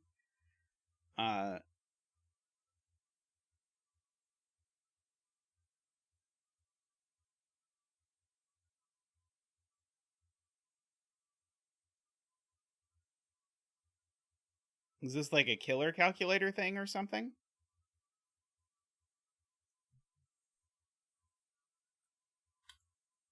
Yeah, I guess the question is, what are the minimums that these two cells can be? So this could be 1 and 3, which would make this still need to be at least 4. There's no way this could be... No, this could be 3. 3 is the minimum of this cell, because this could be 3 with a 1 and a 4. So these could be 3 and 4, say. That probably doesn't work for some reason.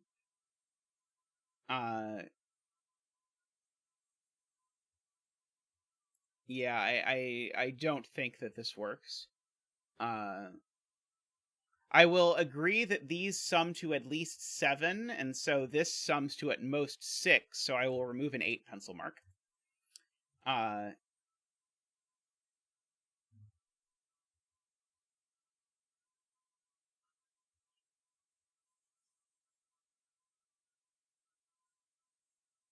Okay, so I'm going to look at Tallcat's point before I try and look at Navario's point, which is that 5, 7, and 9 have been Sudoku'd out of this column, and so 5, 7, and 9 need to go over here somewhere.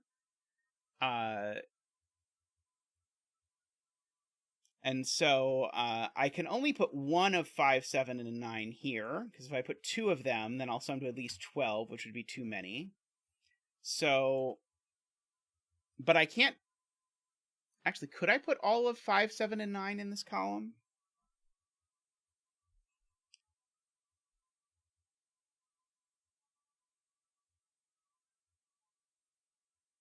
Well, let's do the 9. No.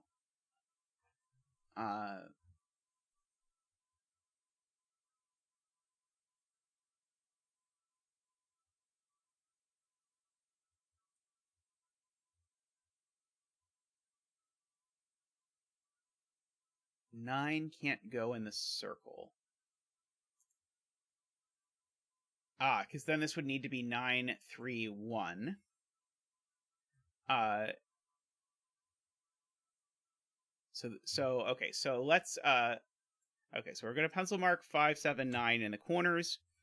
This can't be 9, because then I would need these to add to 4, but they can't be 3 and 1. That's where we're using that this is not a 1. And this can't be a 1, because then I need these two to add to 3 without using 2 or 1, which is certainly not going to happen.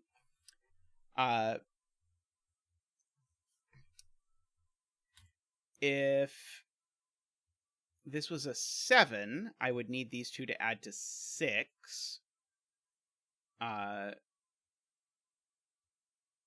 Which seems plausible. I could do 2 here and 4 here. No, I can't because of the 5. Right, okay, that's a little messy.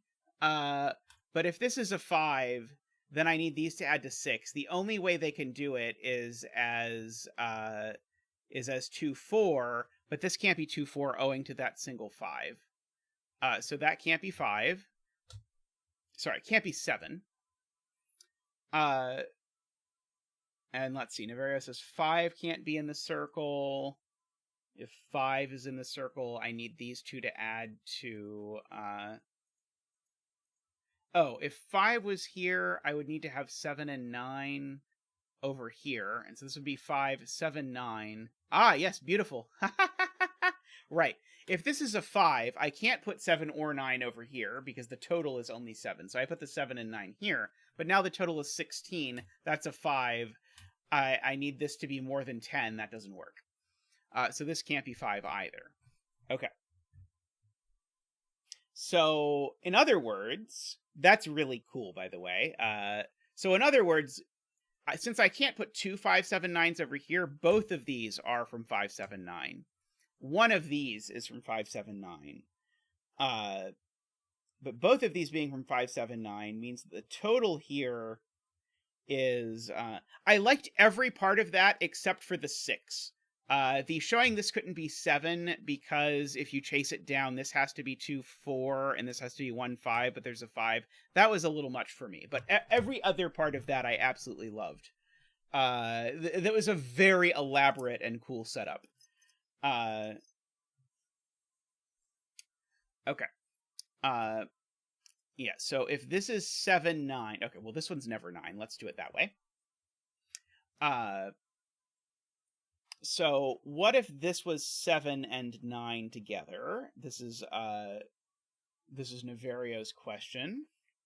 If this is 7 and 9 together, I would have these two numbers would need to add to more than 16, but this one would not be able to be a 9, so it would be at most an 8. I would need this one to be an 8 as well, except that is at maximum 8, and 8 is 16, but we're already at 16 without considering this cell, so that does not work. So I agree with Tallcat's point. We cannot put the 5 over here. Or Navario's point. Navario, Tallcat? It was Navario.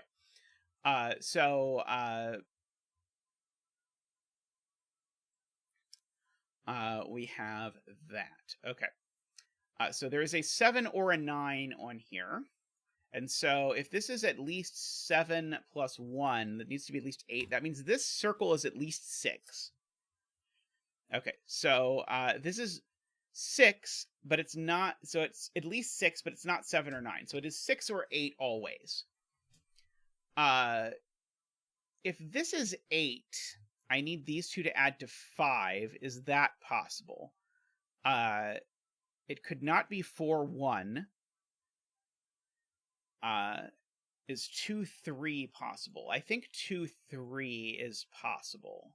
So I think this could be 8. But I can go ahead and fill in. If this is 2, 6, then this is 1, 7. If this is 2, 8, then this is either 1, 9 or 3, 7. So this is always from 1, 3, 7, 9.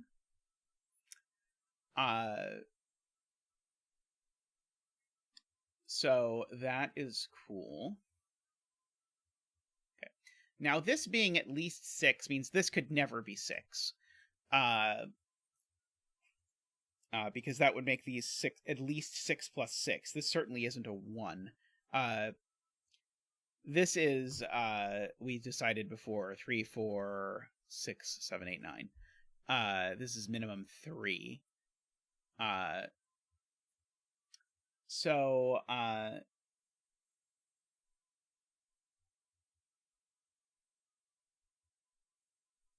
we've got that there.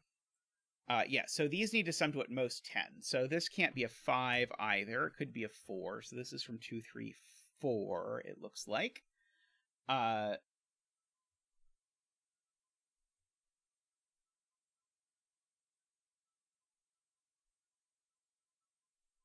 Do the double arrow logic in box 8.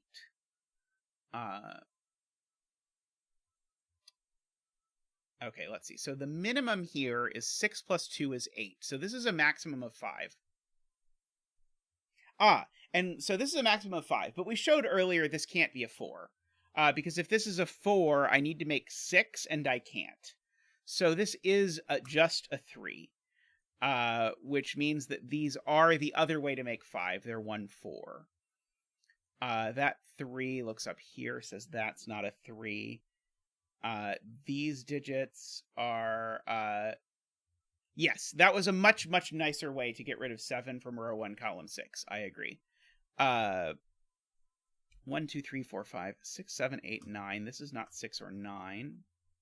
Sorry, not 7 or 9. Wrong digits from the column that I removed. Okay. If this was a 6, and these add to 12, then this would have to be at least a 7. It would have to be 7 or 8 if this is a 6. What if this is a 9? Maybe I should do that. If this is a 9 and a 5, that's 14. This couldn't be a 6 anymore. This would have to be an 8. 14, 15 with a 7 or an 8.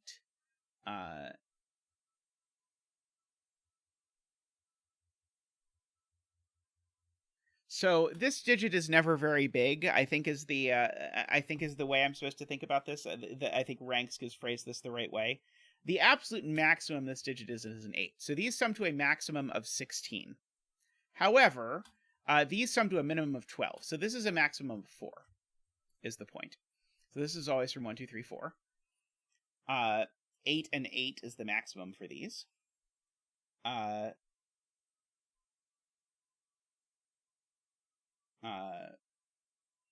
Let's see. The 3... there we go. 3 by Sudoku. 3 by Sudoku is in here. So these are not 3. So in fact, there's always a 1 in these cells. I'm going to get rid of the 7 and 9. But there's always a 1 in these cells, which makes that a 4 and a 1. I don't know how much that helps, but we're going to hope it's a lot.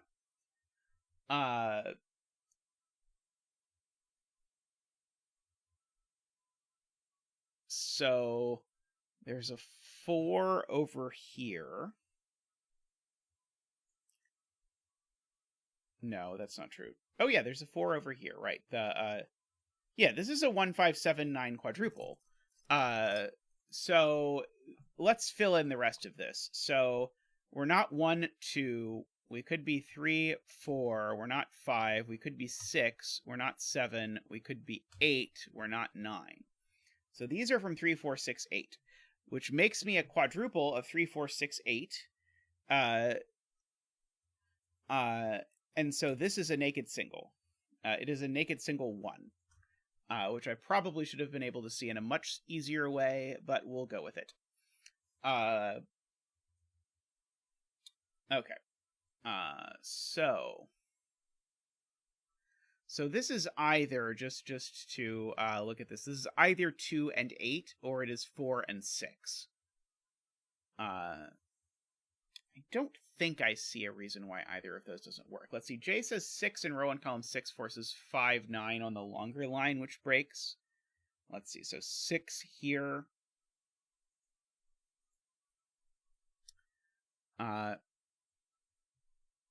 Forces 5, 9 on the longer line. Oh yeah, 6 here makes this 1, 7. Makes this 5, 9. And now the minimum sum here is 14. And so then this sums to at least 15, and so since this was a 6, I need this to be at least a 9, and that doesn't work. Very well spotted. So that is an 8, not a 6, which means that this is a 2. This is a 1, 9. And so this is a 5, 7. So this is not a 7 or an 8. It is a 6 or a 9.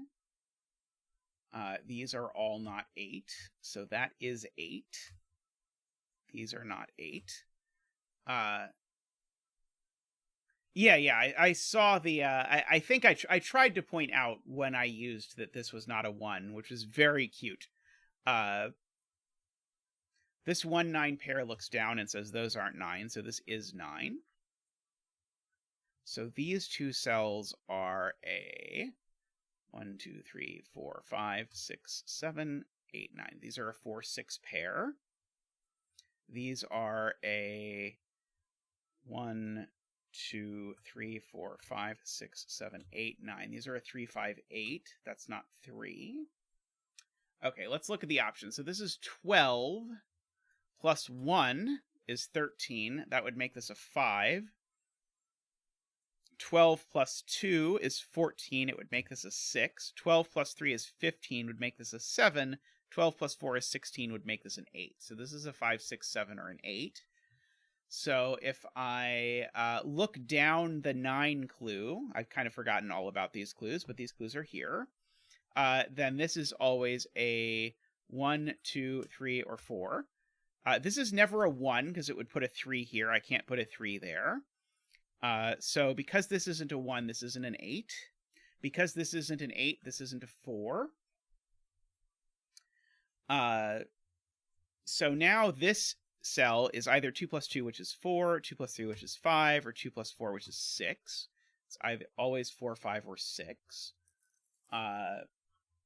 Is there one way which overlaps? If this is a no. If this is a 3, that's a 6. If this is a 4, that's a 5, and that's a 6. Okay. So we've got all of that. I wanted to look at this row now, because this 3 actually makes this row a little bit interesting. These two sum to at most 9, because their sum is that cell. So this is at most 9. That's at most 12. That means this cell is always at least 4 in order to make this work. So 4, 5, 6, 7, 8, 9. I guess that's not huge, if I'm being completely honest. But this 4, I see, this 4 removes 4 from there. That 4 removes 6 from there, and that 4 removes 5 from there, and that 5 removes, let's see, removes 1 from there. Through, I think Jay was the first person who pointed out that this 4 saw this cell, I think, at least that I saw. Let's see. Can I do more Sudoku with 3s? I do not think so. I mean, I guess I can say this digit specifically has to be large, because this is at most... Actually, maybe it doesn't. This is at most 12, so this has to be at least 4, but it can't actually be 4, because that would require 1 and 3, so this digit itself is from 5, 6, 7, 8, 9. Let's see.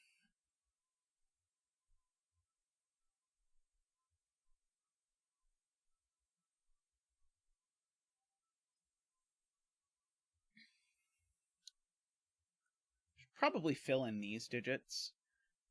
So they are not 1, 2, 3, 4. They are 5, not 6, and then they're 7, 8, 9. That one's not a 7.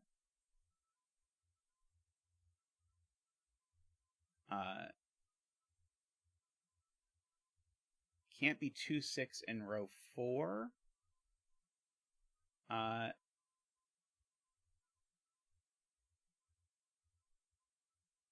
Because it forces double 4 in the row. Okay, so if this is, if this were 2, 6, that's the 14 combination. Then this becomes, yeah, if this is 2, 6, then I create a 1, 2, 4, 6 quintuple, and I can't have a 1, 2, 4, 6 quintuple. So this is not 2, 6, it is 3 and 7. What am I supposed to check out, Tristan? So that 3 looks over here and says that's not a 3, so that is a 3. That's very cool. This is not a 7 anymore. Oh, okay. Okay.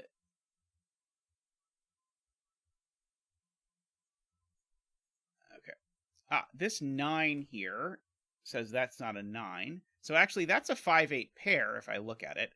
So this is the last 1, 2, 4, 6 for the row. Column 8. Right, column 8 has this clue. So this is a 2, and that's a 4, and that's a 6 and a 4.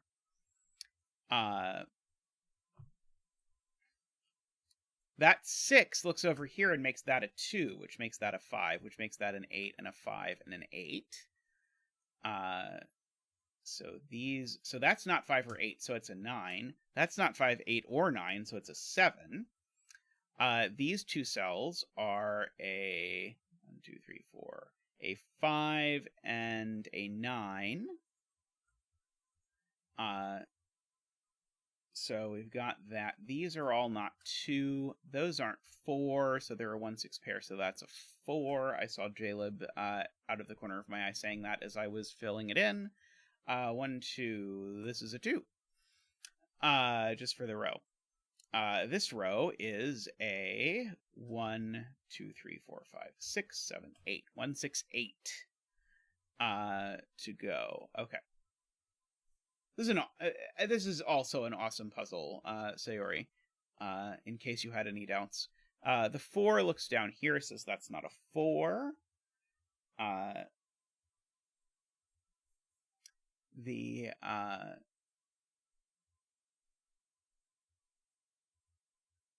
Okay, so if this is a 5, I mean, this being a 5 just seems plausible.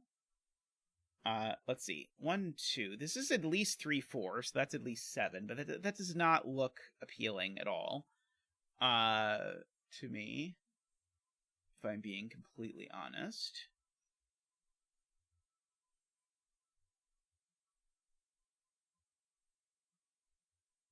Let's see. This can't be an 8, because I put an 8 there in the row. So this is not an 8. These can sum to 9 again. Yeah, let's see. Am I supposed to look at the actual digits that it can appear? So I can't. So if I look at these and I just ignore the fact that these are on an arrow, and look at these, I can use a 9. It would have to be here exactly. I can't use an 8. I could use a 7, but not a 6. Sorry, I'm summing the wrong digits. So I can use a 9. That's 9. Plus 3 is 12.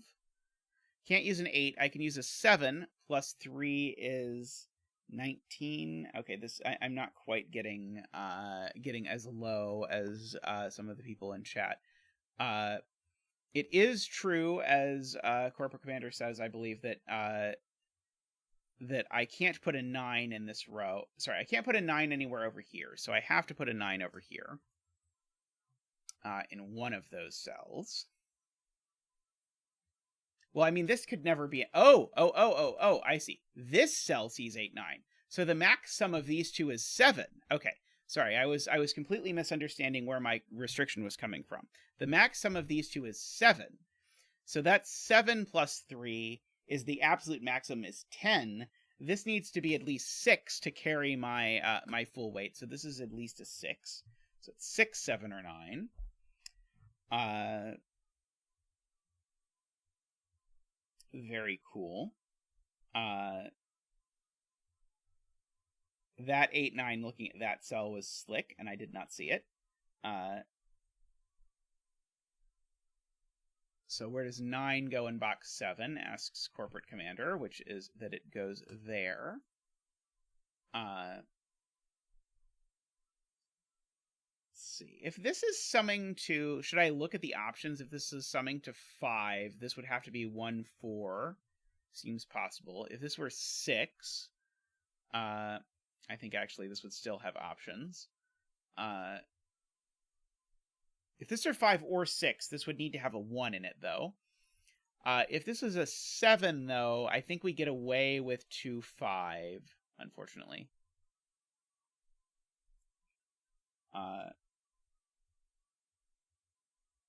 4 in box 7. One of these two is 4, it's being pointed out.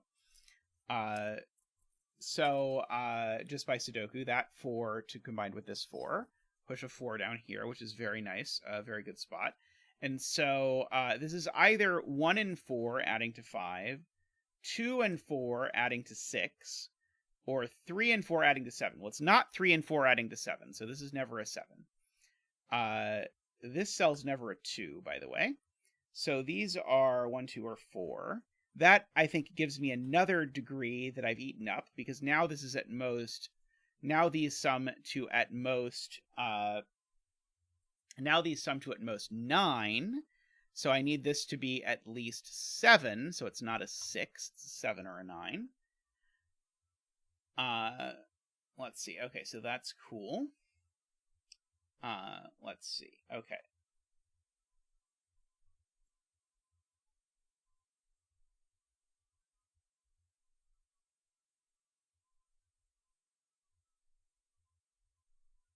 At the column 1 clue. In other news, there is a column 1 clue.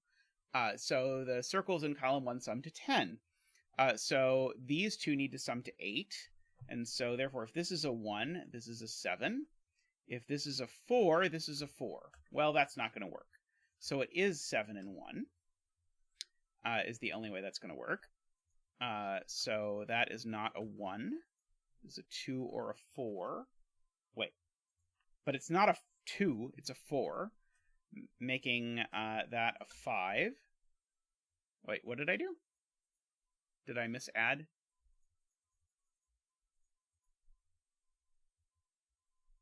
Yeah, I added that one. These two need to add to 8.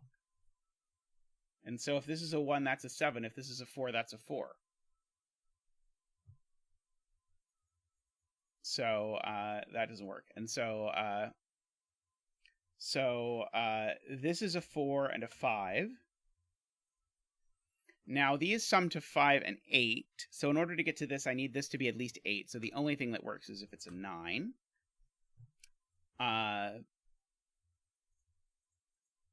These cells are, let's see, 1, 2, 3, 4, 5, 6. These are 3, 4, 6. This one's not a 4. Looks like a 3 or a 6 to me. These are a 3, 4, or 6. One of them is definitely a 4, for whatever that is worth. I should double check for clues that are relevant, because I keep forgetting that the clues on the outside of the grid exist at all. So these 3 add to 12.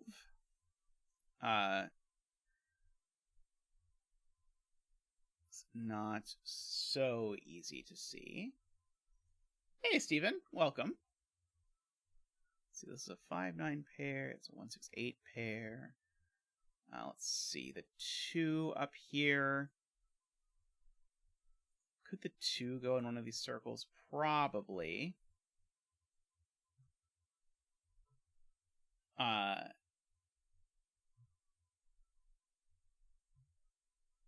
There's a 1 in one of these 2 cells. I don't know how useful that is, but I'm going to fill it in.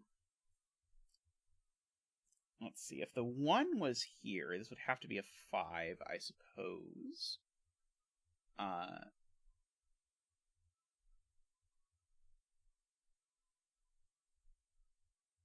7 in row 2 looks right. That sounds helpful. Yes, the 7 in row 2 looks right. Yes, thank you, Naverio. That's a 5 and a 7. Means there's a 7 up here. Unlikely to be helpful, but possible. As someone pointed out earlier, technically if the goal is to fill in all the digits, then every digit you fill in is worth something. 2 in one of these 2 cells. If this were a 2, I'd have to dream up another way to add to 9. Is that a problem? Not immediately that I can see. I don't see why I couldn't do 1-8 even. Well, it would have to be 1-8, I suppose. So if this is a 2... So if this is a 2, the world looks exactly like there is a 1 here and an 8 here. Okay. What does the 1 here look like? Maybe this is broken and I need to dig further. If this is 1-7, then these would need to be either 2-6 or 3-5.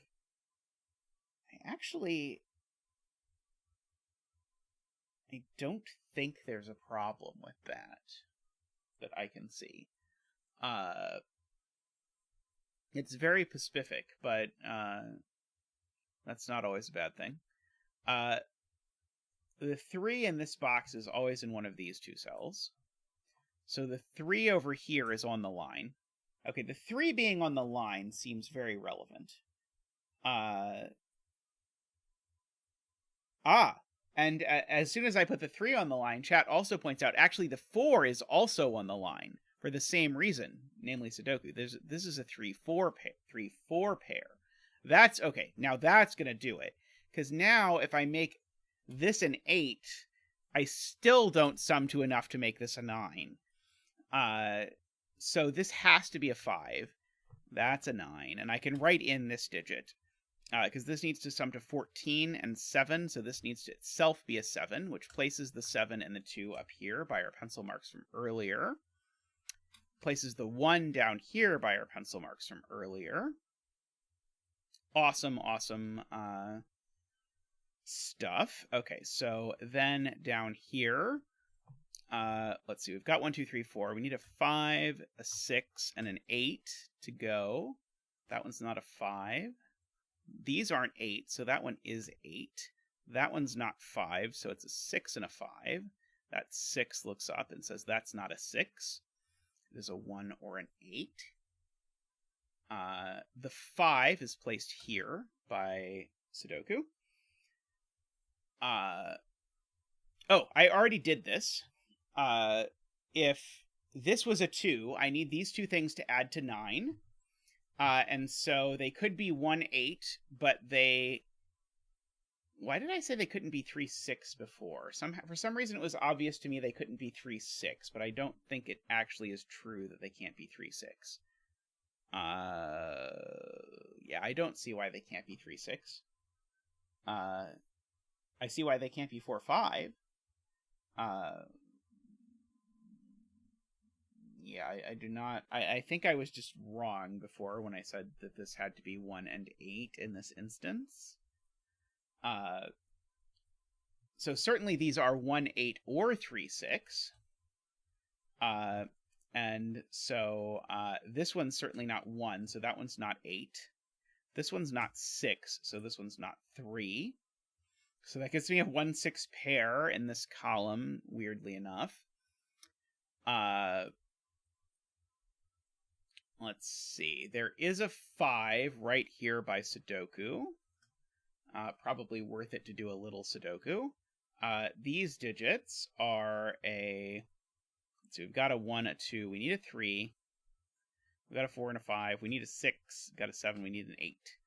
Okay, that one's not a 3. The 1-6 pair tells me this one's not a 6.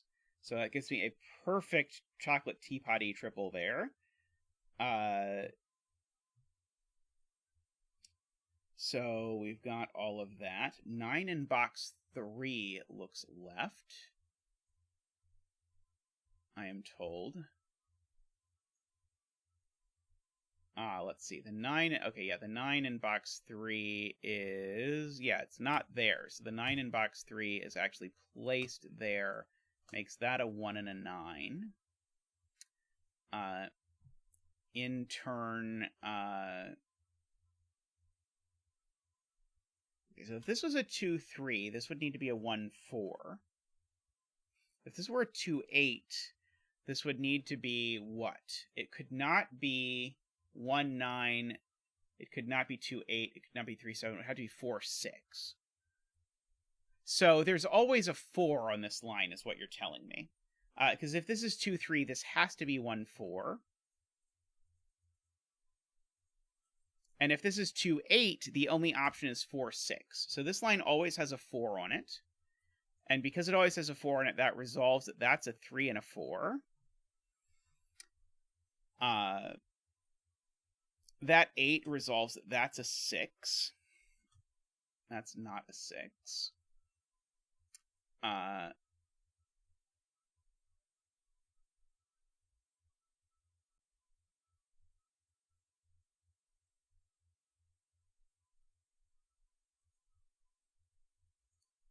I need one of these two to be a 3. Is it that this isn't it's not possible to make this 13? Is that the problem? What if I do try and make this 13? If I try and make this 13, then...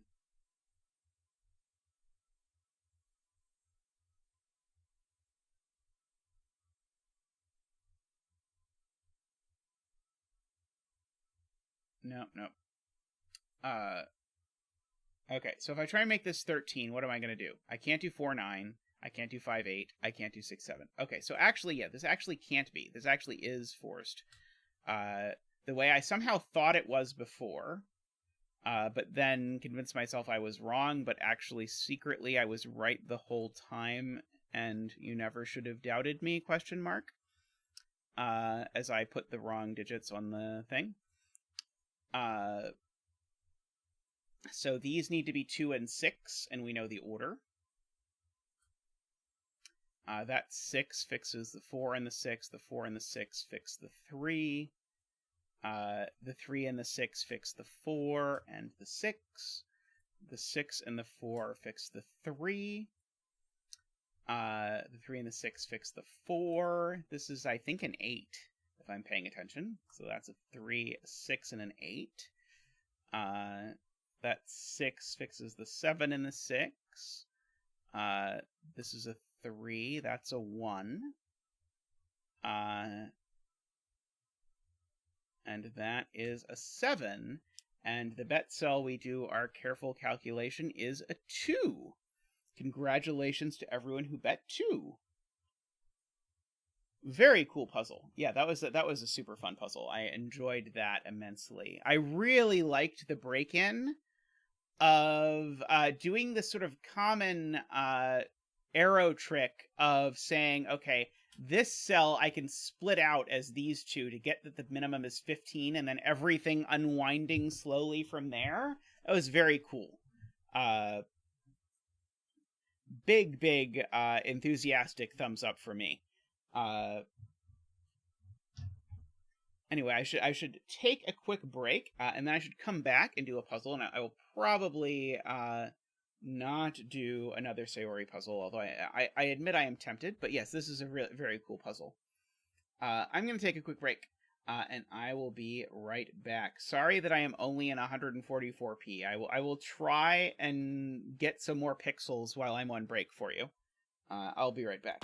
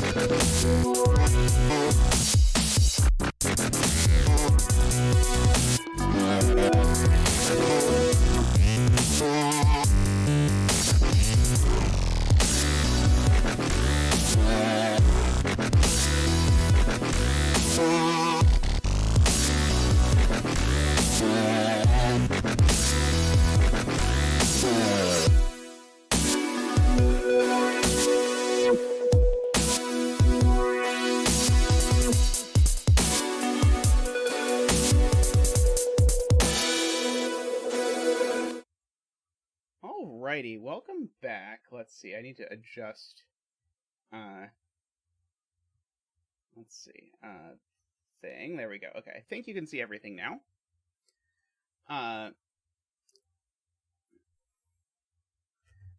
It's not allow, yes. It does not allow you to write in HTML. It forces you. So people in chat are talking about places to post to puzzles. So every place to post puzzles is incredibly unpleasant for the person who's posting the puzzles. There is the Discord Puzzle Archive, which is at least less effort, but I find actually more annoying in practice. And then there's LMD, which I think is actually, once you get used to it, not that bad to post puzzles to, and it lets you do things like edit the puzzles and see when people do the puzzles and, that kind of stuff. But doing it the first 10 times is agony, as Isabella hints with the HTML tags and all of these sorts of things. So yeah, it is quite a weird thing. Alrighty, so next up we have a puzzle by Xenonetix, or Megalam, who mostly seems to set lately chaos constructions with 4 clues in the grid, but this looks like a nice puzzle with a nice difficulty rating that I can do. So I am excited to try to do this. So we have normal Sudoku rules. Clues in black circles indicate the number of Kropki dots in their respective rows that are black, and clues in a white circle indicate the number of consecutive Kropki dots in their respective rows, that are white. I mean, I'm rooting for you to make it. I'm just never going to do it, to be clear, Xenonetix. But I can both root for you to do it and not myself do the puzzle, which is, by and large, my attitude towards chaos constructions these days. Let's see. Okay, so do you have a suggested bet cell?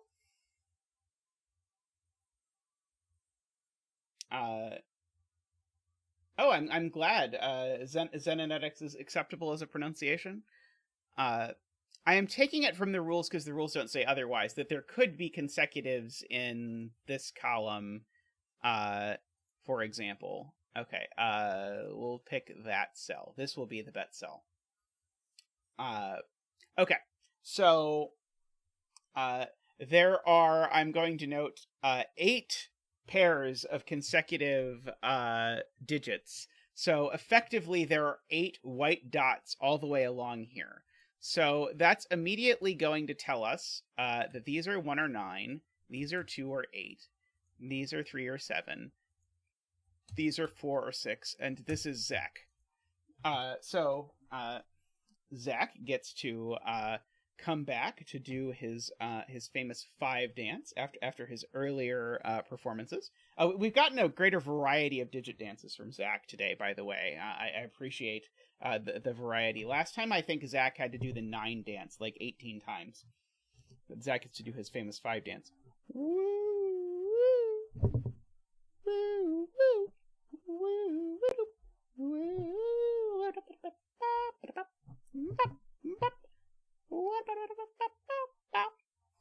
Bye, David.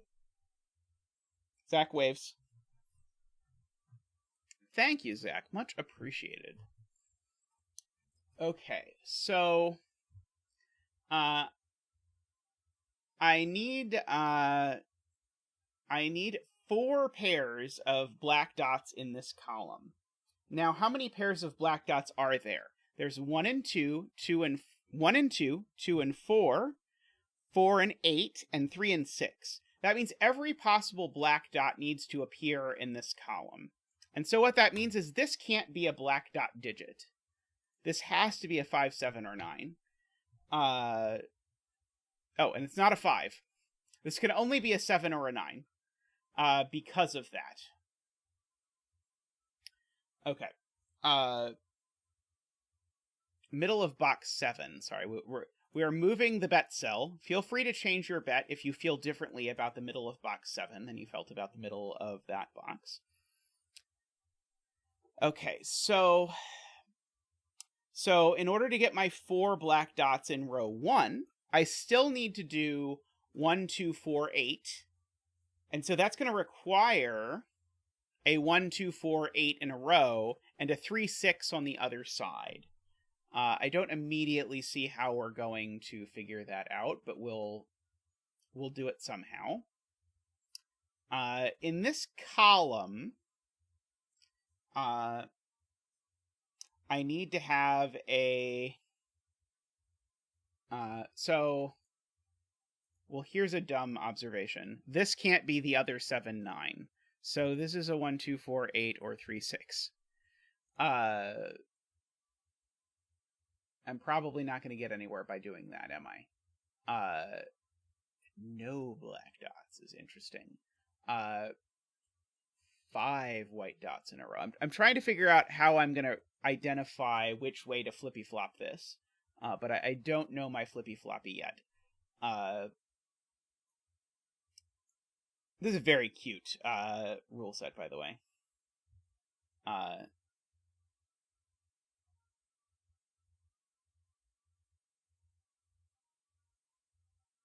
Okay.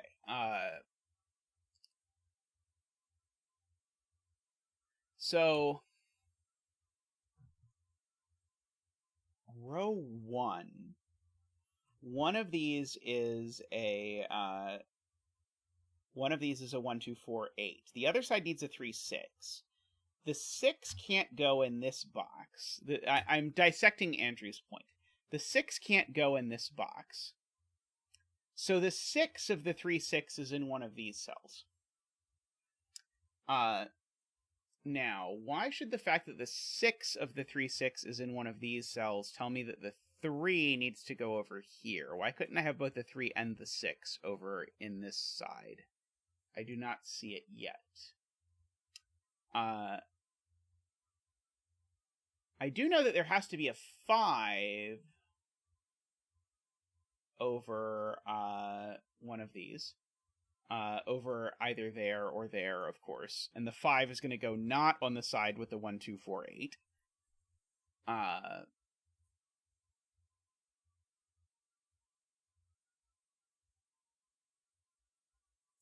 Let's see.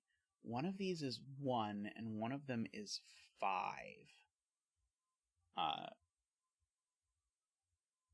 See, unfortunately, the 5 is already placed, so I can't look at that immediately.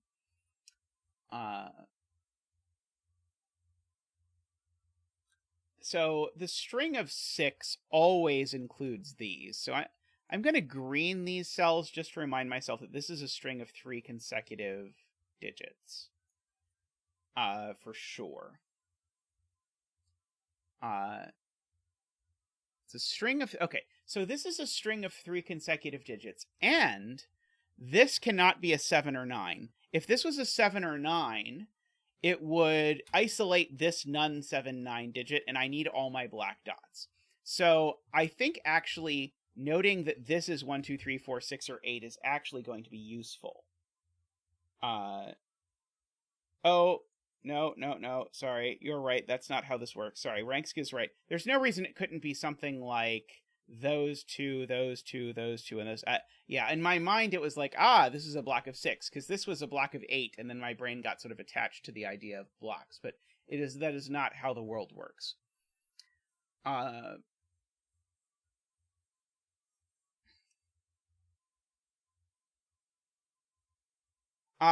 The 1, 2, 4, 8 chain, and I really do need a 1, 2, 4, 8 chain, because otherwise I separate one of those black dots out. This is SPQ's point. It's 4 digits.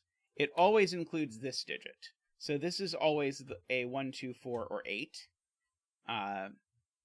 This is one of those.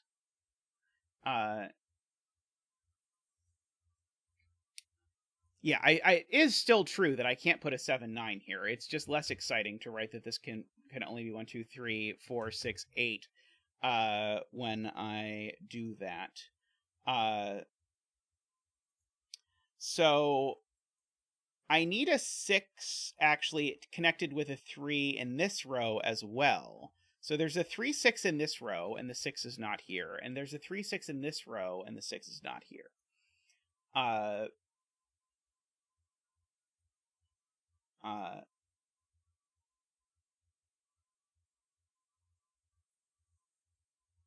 Okay, interesting.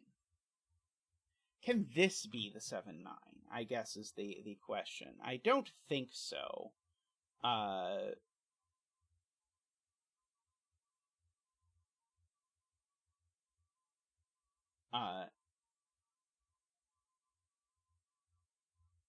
Right. Okay, so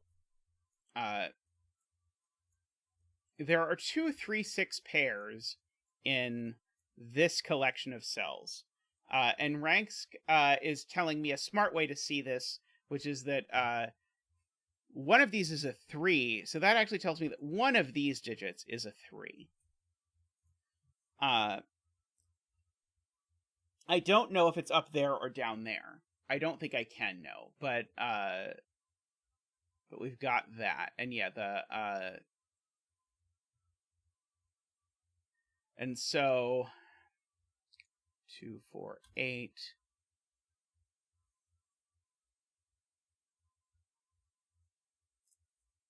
I don't think I know that the 1 2 4 8 does that though in box 2. I think the 1 2 4 8 probably does something like that through box 2, but I don't know. Actually, I know the 4. Actually, where's the 4 in the 1 2 4 8? In this row. The 4 can't be in any of these. So at most the 8. Okay, so the 4, but I could do 1 2 4 8, I think.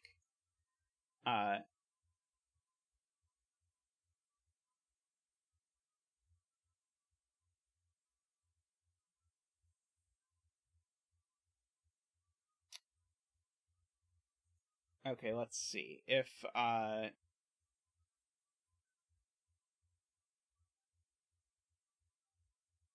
okay, so Ryansky is asking if this could be a 3.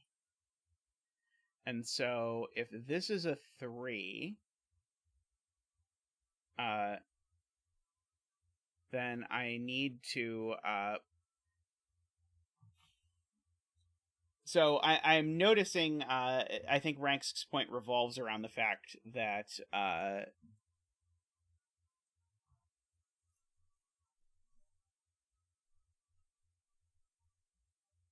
these are both 0, and so I need to make sure that I don't create anything I can't place by doing that.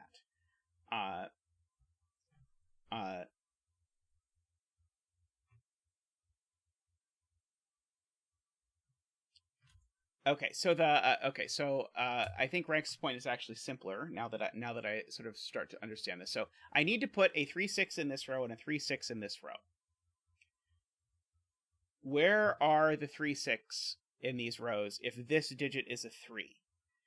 So these could not be part of the 3 6s because of the anti-ratio. And now because the 3 is gone, there's no 3 6s there. These now can't be a 3 6. That's not a 3 6.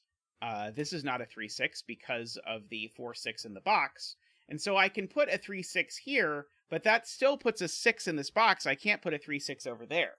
So that actually, I agree with Rank's logic. That means this can't be a 3. It has to be a 7. That's very cool. Okay. 6, 4, 3, 2, 1. Okay. So now that should hopefully help me figure out which side of this something is on. Okay, so the 1 2 4 8. I cannot do 1 2 4 8 this way, and I cannot do 8 4 2 1 this way. So the 1 2 4 8 goes this way with the 8 on this side. And then my 3 6 needs to go that way in order to make that work, because I need a 3, and so these are 5, 7, and 9, and the 5 is definitely up here.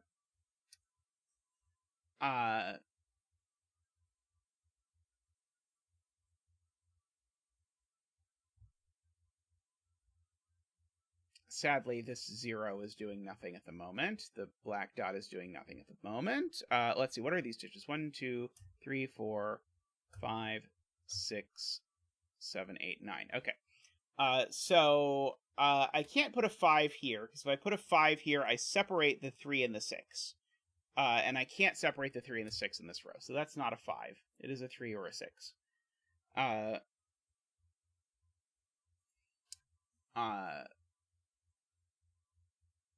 These digits are a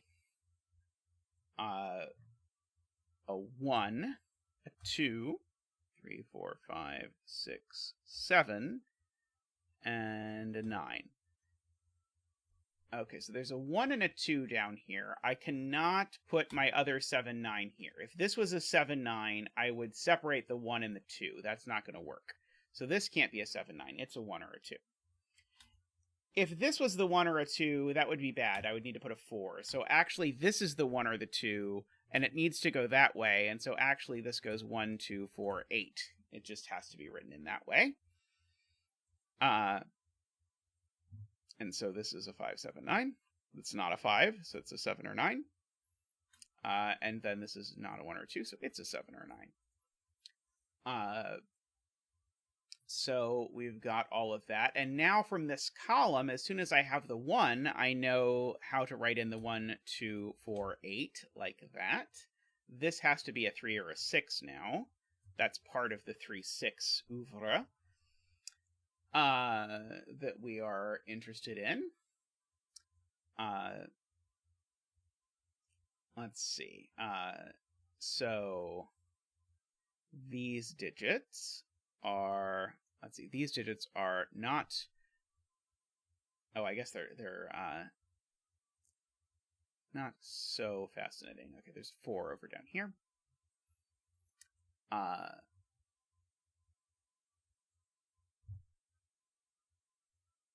Because there's still 5 possibilities for the digits over here, so not immediately exciting. There's only 1 pair of consecutive digits in this whole column, which is interesting.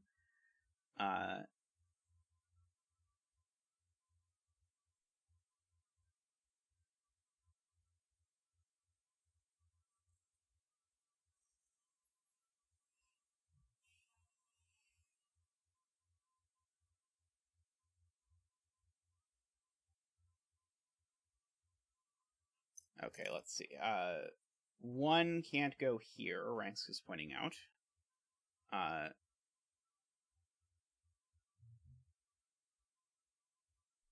So 1 is down here somewhere.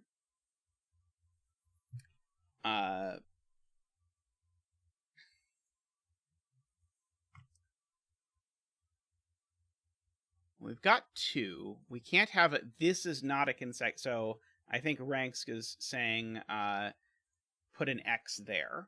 There's never a consecutive pair going across this edge. I should put that in red. That'll be cooler. There we go. Oh, hey, 2 and 4 aren't consecutive. In my mind, 2 and 4 were consecutive. So there's 1 so far, and I need 4 more out of 1, 2, 3, 4, 5 out of 5. So I only get one more string of non-consecutives out of this column. And so if I only get 1 more X in this column, that means I have to put the 1 at the bottom of the column. Because if I put the 1 in the middle, wherever I put the 1, it's going to give me 2 more X's. I can't put the 1 there, so the 1 has to go at the very bottom. And that gets me my last X, because the 1's not going to be next to the 2. And now this has to be a string of consecutive digits. And so it has to be, one of these is a 5, one of these is a 6, this one's always a 7, one of these is an 8, and one of these is a 9. However, this is going to work out. Oh, and this box already has an 8. So that makes that a 6 and a 5, and an 8 and a 9. And so let's continue our red X extravaganza, because this also needs this row also needs to have a lot of white dots, and that's never going to be a white dot. Let's fill in the rest of this column while we're at it. Oh, so first of all, where does the 9 go in column 5? It has to go here. So that's a 7. And so these digits are 1, 2, we need a 3, 4, 5, 6, 7, 8, 9. Yes, so there's, these are from 3, 6, 7. Doesn't tell me a whole lot immediately. I am told I can clean up box 3. I agree, that can be a 9. These aren't as 9-y as they used to be. The 9 in box 5 can be placed.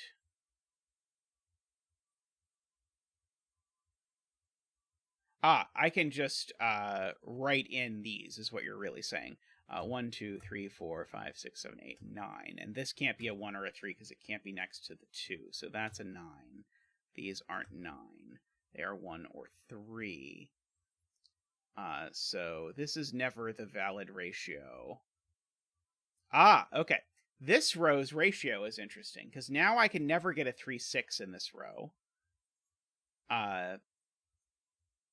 Because there's already a 3, 6 in this column. This 4 is never giving me the ratio. So the correct ratio in this row is a 1, 2. So if this was a 1, this would have to be a 2. But I don't necessarily know how that's going to work out yet. But this row is interesting. There's got to be a 1 next to a 2 in this row somewhere. Oh, I already have my 1 consecutive pair in this column. My 6 and 7 are already consecutive, so I actually need to make sure that nothing else is consecutive in this column, for what it's worth.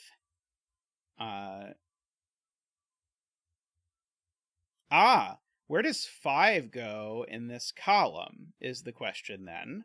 5 can't go here, because 5 is always going to be consecutive with the 4. So actually my 4 and 5 need to be separated into these two cells. Sorry, I hit the wrong key. These need to be the 4 and the 5. And so therefore this is the 2 for the column. So this is my only other red X. Oh no, it's not. Sorry. This 2 needs to have a 3, because if there's an X on both sides of this, there's too many X's. So so there does need to be a 3 on one of these sides, but I don't know which one necessarily. But that was cool. This is one of my favorite little like Sudoku moves, is the, I need to put 4 and 5 in these 3 cells, but they need to not be next to each other. Okay. This 7 and 8 like each other. I'm just going to keep track of for the row. Nothing's allowed to like each other in this row.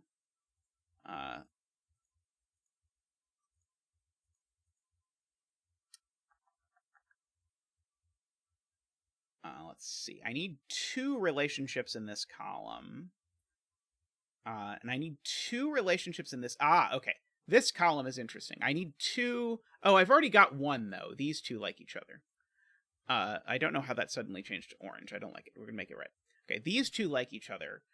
If the 4 here does not go with a 2 or an 8, I guess it would have to be with exactly an 8. If the 4 doesn't go with 8, then I need 1 with 2 in this column, which is, I suppose, possible as far as I know. Let's see. Oh, I know where the other X is in this row. Well, roughly. This 2 is going to go with a 1 or a 3, but even if it goes the 1 and a 3, the x is still going to go next to the 1. This 2 is always going to contribute another x to this row. And there's only 2 x's in this row. So what that means is there can't be an x over here. So actually, this is always 876 in this direction, because I can't have no x's in this direction, is I guess a different way to say it. There has to be an x between one of those cells, and that's my last x. So that forces 9876, which disambiguates the 5 and the 7.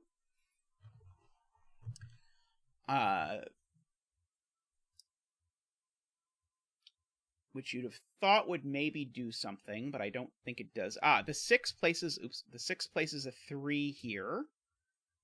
And so now if I don't put the 1 here, then I put the 1 somewhere else, and the 1 contributes an x. So this actually has to be a 1. The other x is here, and these 2 digits are 2, 3, 4, and 5.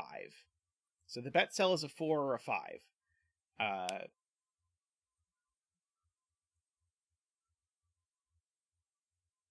Can I not do 2, 4, 8 in column 9? Is it somehow clear that I cannot? Oh, I guess where is the 8 in column 9? Maybe I know. Do I know? I don't quite know. I know the 8 in column 9. It's not in any of those cells. So the 8 in column 9 could be here or here. Let's see. That looks to me like it could go 8, 2, 4 or 8, 2, 4. I think either of those looks vaguely possible to me. In this column, I now need a 1 next to a 2. Because I can't have the 4 next to the 8. So I need the 1 and 2 next to each other, so this can't be a 2. So this can't be a 2, because I need the 1 next to the 2 in this column, which means there's an x here, which means my relationship in this row is not a 1 next to a 2. It's not the most profound deduction that has ever been made before, but it is something. Technically. I meant 842, yes. But I think we could do 842. Row 5 pencil marks aren't correct.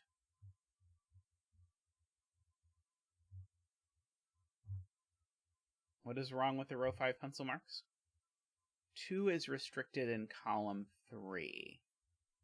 Let's see, 2 can't go here. Oh, yes.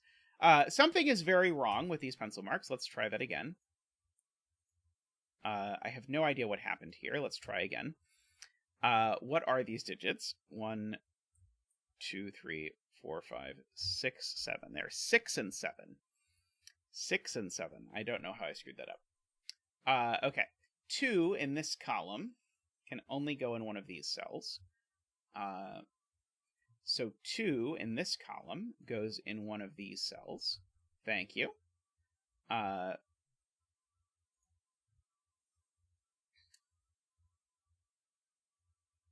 If this is not a 4...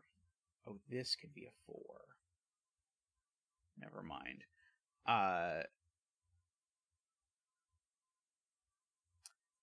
Good question that I probably would not have asked myself for a long time from Kuraban, which is where is the white dot in this column?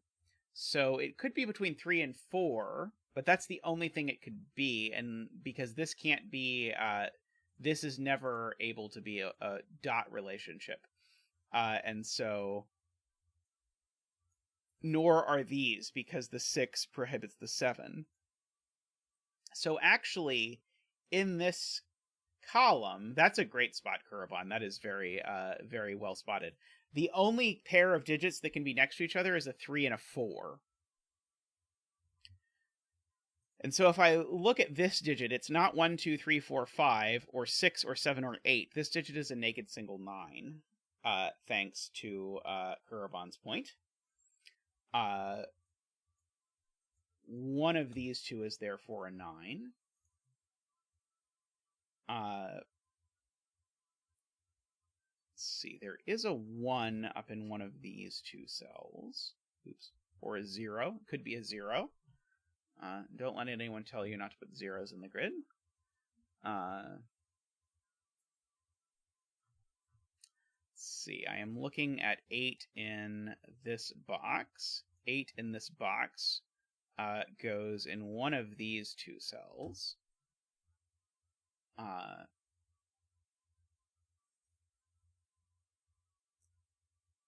The way I got the 9 there is to note that 3 and 4 have to be next to each other in this column. That's the only way this one white clue is set. And so this is not 1, 2, 3, 4, 5, 6, 7, or 8. So it is 9.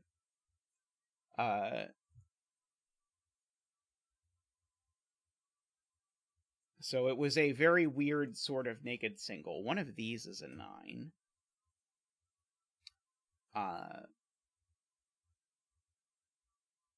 Yes, a very weird naked single is the short version of the story. Just because these are such a nice collection of digits, I'm going to mark that they're 1, 2, 3, 4, 5. These aren't 3 or 4. These aren't 1. That one's not 1 either. This is a 1, 2, or a 5.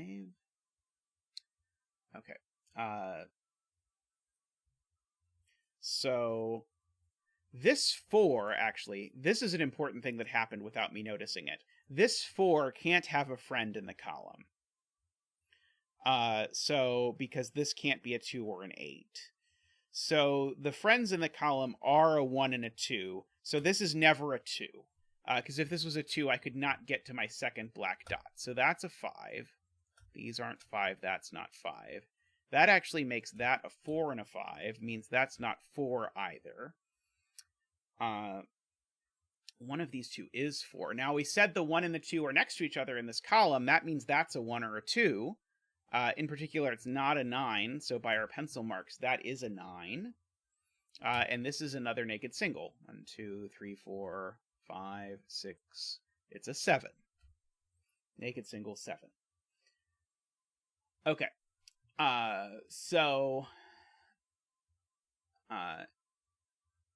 Now to ask where 6 goes in box 6. 6 in box 6 by Sudoku goes in one of these two cells, but it can't go in this one, because if this was a 6, it would be next to a 7 in a row that has no white dots, so that's the 6. And now in this column, we remember that the 3 and the 4 are next to each other, and so the 3 and the 4 go here as 3 and 4, BFFs forever, making that a 1, a 2, a 3, and a 4. That 2 makes that a 1, makes that a 3 and a 1. And we fill in these digits as a 2, 3, 4, 5, 6, 7, 8. 2, 5, and 8. That one's not an 8. That one's not a 2 or a 5, so that one is an 8. So that one's not an 8 either, is the upshot. These digits are 1, 2, 3, 4, 5, 6, 7, 8, 9. 1, 3, 6. That one's not a 1. That one's not a 1, so that one is a 1. Yep, that's all I'm going to get out of that. Column 9 needs a black dot. Chat is telling me one of them is this 3 and 6 that are friends. So the 2 and 4 had better be friends, because the 8 can't be friends with anything. And so that must go there. 2 and 5. Means that's not a 2. We already showed that's not a 2, so that's a 2 by our previous pencil marking. That is our black dot in this row. These digits are 4, 5, 6, a 7 and an 8. So I know the order. It's an 8 and a 7. These digits are, let's see, we've got 1, 2, 3, 4, 5, 6, 7, 8, 9. In this row, if I look for pairs of friends, I either need the 3 next to the 4, but I can't have that, because if I look across, this can't be a 4. So I actually need the 4 next to the 5 in order to finish this row. So this can't be a 9. It has to be a 4 or a 5. And then one of these is the other 4 or 5 to be friends with it. I have my black dot in this row. It's the one next to the 2. So let's fill in these cells, and let's remember we can't put a 3 next to a 6. 1, 2, 3, 4, 5, 3, 4, 5, 6, 7, 8, 9 is what these are. So that one's not a 9. That one. This one can't be a 6 because the 3 is in one of these two, and so if this was a 6, it would give me an extra pair of friendships, and I'm not allowed to have an extra pair of friendships. This one can't be a 7.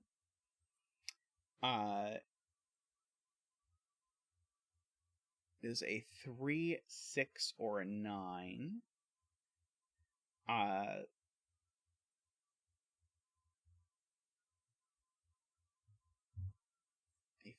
think that is okay.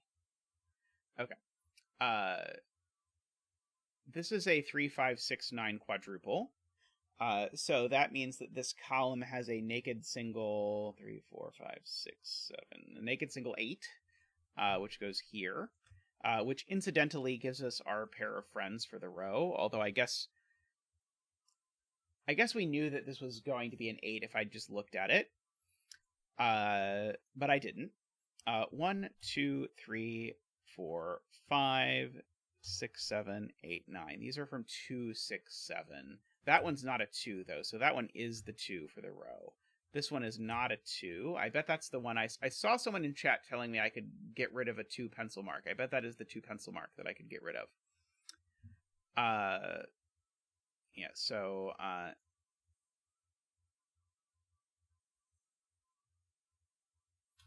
so this has to be a 5, because if this were a 3 or a 6, it would be next to a 3 or 6. Thank you, Ranks, because that is good. So this has to be a 5 by the anti-ratio bit. So that's not a 5, which makes that a 9. Makes this a 3 or a 6. Now, because I already have my 1 ratio for this row, this can't be a 3 anymore, because it would put a 3 next to a 6. So this is a 7 or a 9, and it's not a 7, so it's a 9. I don't need a 9 anymore.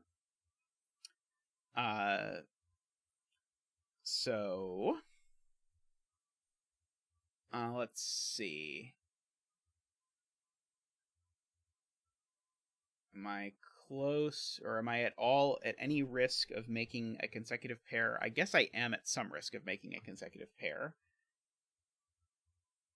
How about that? Thank you, Jaleb. There's a 3-6 pair in column 1. Let's do the easy thing instead of the hard thing. So that's a 7 and a 6 and a 7. The 6 comes back and gives me a 3. That 7 gave me a 6.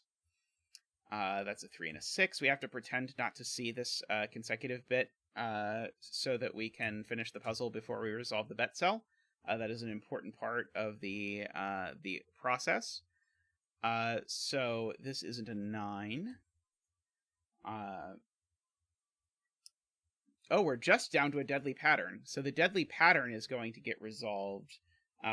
So we have to try and figure out how we're going to resolve the deadly pattern. I think we actually can't resolve the deadly pattern without resolving the bet cell, which seems bad. Oh, maybe I can do it in this column. Can I do it in this column? Let's see. How many friends do I have in this column? I have a 3 and a 6. So I either... Well, that's annoying. One of these is going to do it, and it's not going to work. No, the bet cell was all wrong. Alas. So I guess we just have to use that this can't be a 5, but that is it's tough breaks. I do my best as a streamer, but sometimes you gotta do what you gotta do. But very nice puzzle. I really enjoyed that. I liked the little like aesthetically it was very cool. It was very satisfying overall. It was pretty smooth solve path wise. I got to use the negative constraint thing. All good.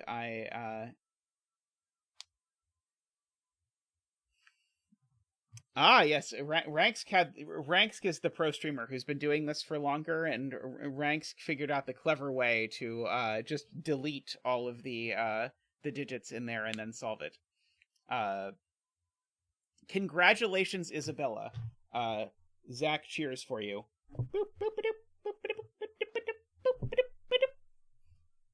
Congratulations on correctly getting the bet cell.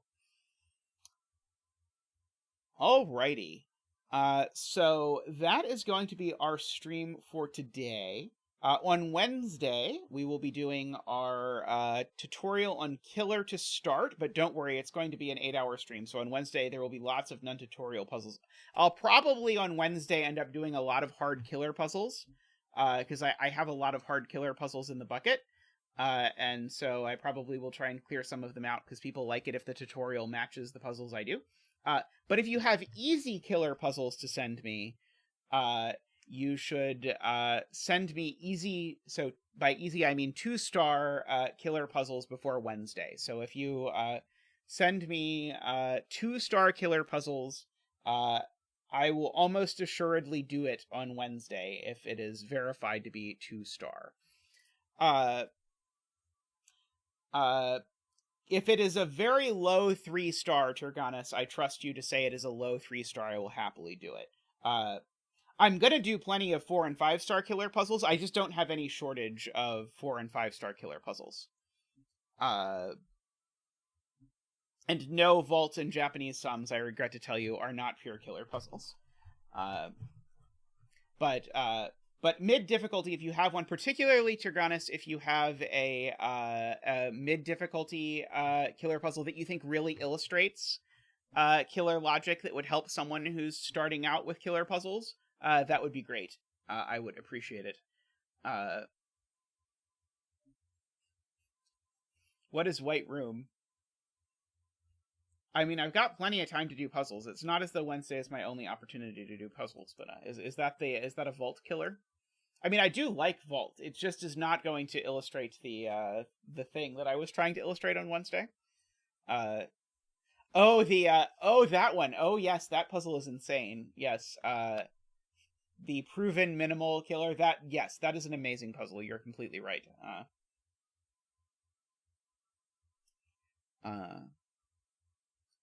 I don't know. I feel like I can't really do justice to Simon's solve of White Room, so I'm probably not going to try. But I should mention it. Maybe if I remember Ranksk, I will talk about White Room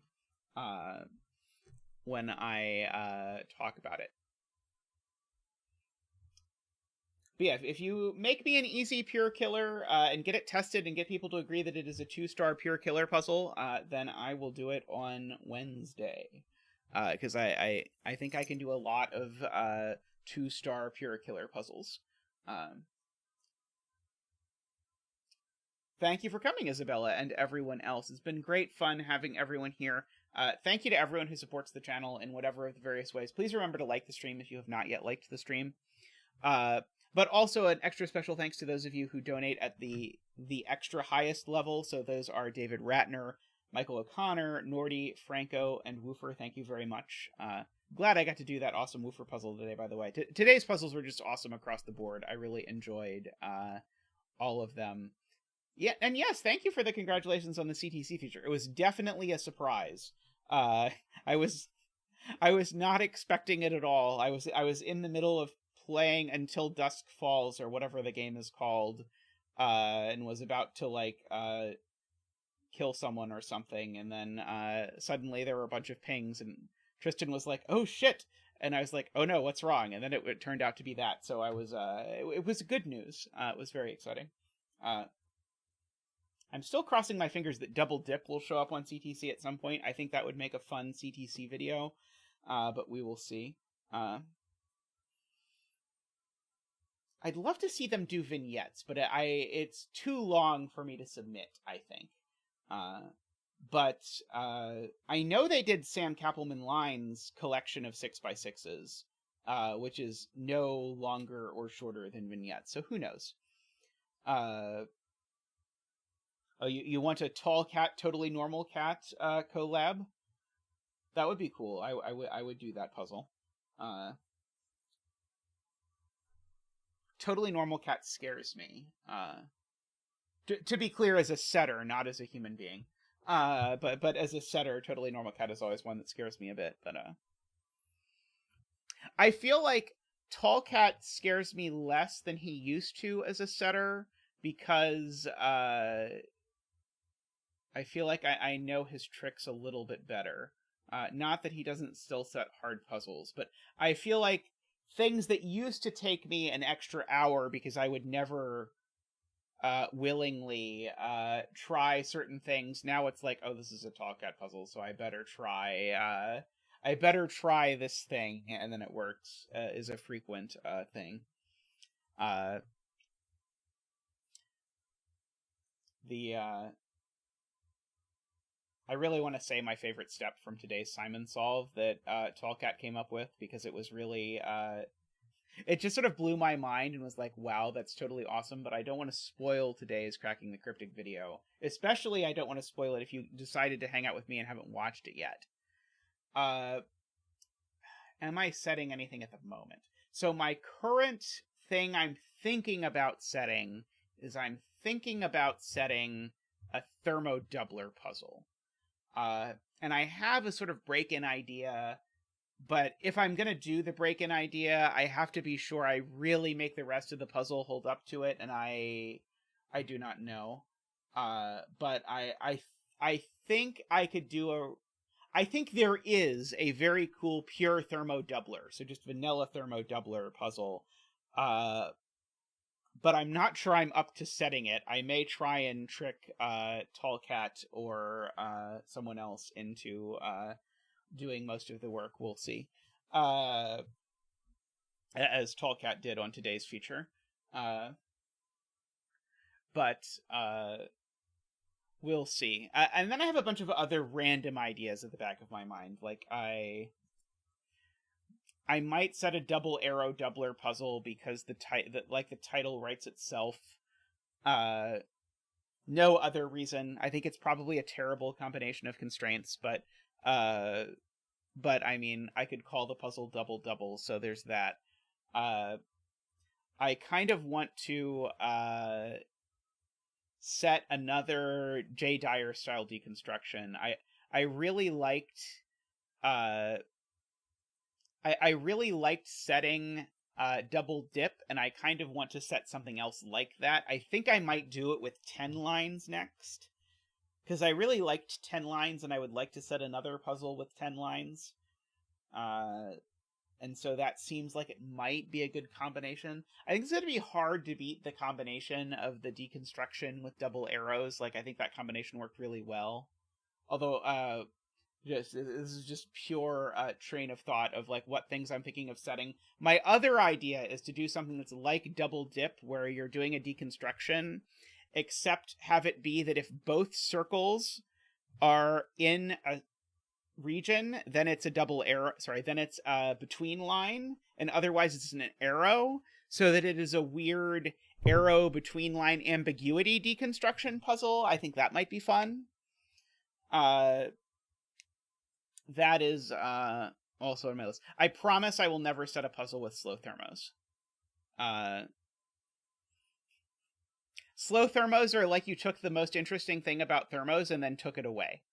I am not going to set a slow thermo puzzle. It's like it takes the not to say that there aren't very cool slow thermo puzzles, like I think it was a Spartacus who set Chinese coin, I think was the name of it, was just this like just one slow thermo, I think was the entire puzzle, if I recall correctly. It was kind of amazing. Yeah, so these are the things that bounce around in Zeta's mind about setting. I haven't quite found the was 2-digit thermo. Oh, okay. There's something else I promise I won't do. While I'm promising not to do things, I will not do a 2-digit thermo puzzle. But we shall see. like I said, I have an idea for how to do the thermo doubler puzzle, sort of like to start, but it's not a whole step. I have like a half a step that I think is very cool, and that people I've shown it to have been like, that's cool, but I think I really do not enjoy any of the double-digit puzzles.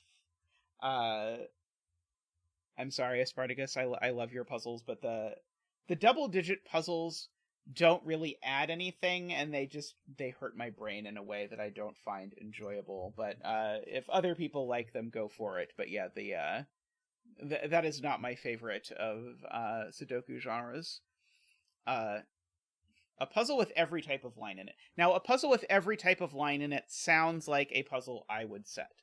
And I do have, I think I've posted in the room a couple times, I did set a puzzle called Wreath, Isabella, that was just one of every every standard clue type I could think of. Exactly one of each. I'm still trying to bait Naverio into solving it on stream. I don't actually think it's that difficult of a puzzle, but it was certainly a bit of insanity.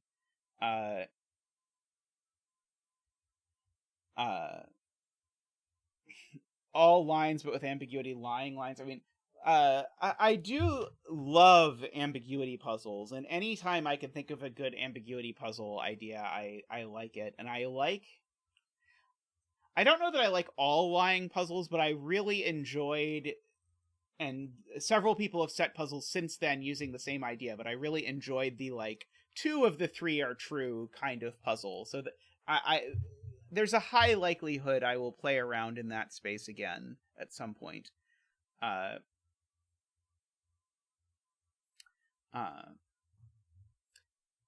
yeah, 2 truths and 1 lie chaos construction one. I really don't like chaos constructions lately, which is probably means I'm not going to set another chaos construction anytime in the near future.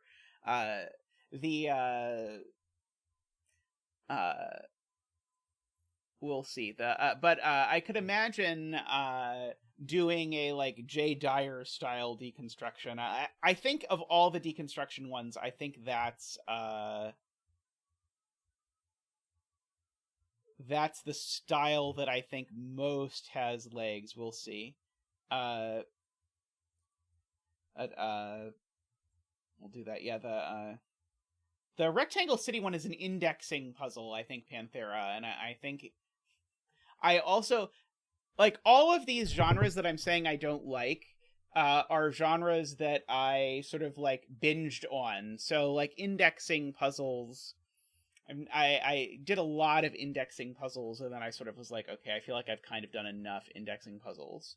Yeah, Jaleb, I think that chaos constructions tend to add... So the last third of a chaos construction, I would say, tends not to be very much fun, and it tends to be very long and repetitive and not very interesting. I do think you could greatly overclue chaos constructions, and I think that would make them better. But I think the people who set chaos constructions are pretty devoted to not significantly overcluing puzzles.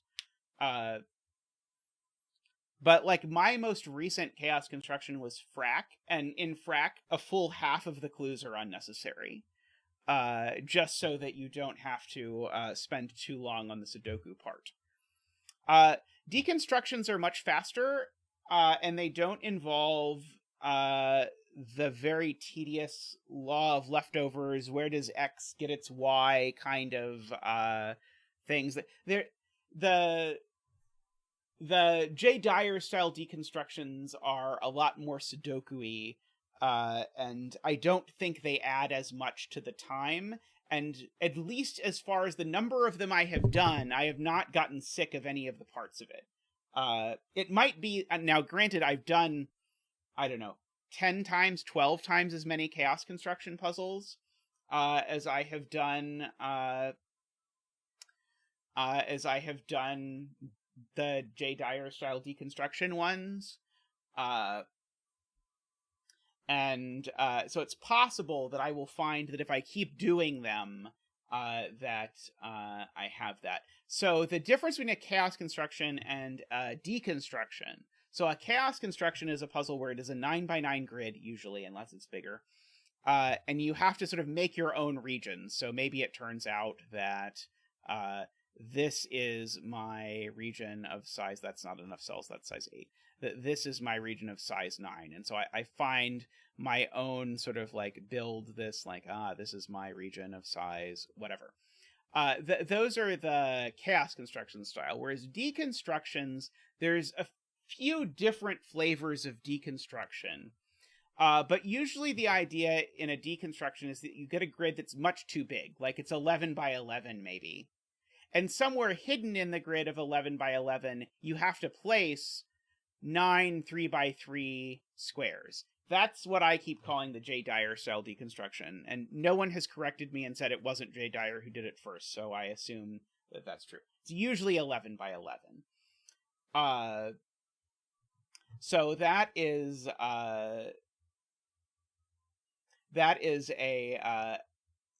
one combination. And then there's the other style of deconstruction that I think was sort of championed by Math Pesto, as far as I'm aware, but also included people like Crispy, I know sets a lot of them, where that is on like a 15 by 15 grid. The grid is gigantic.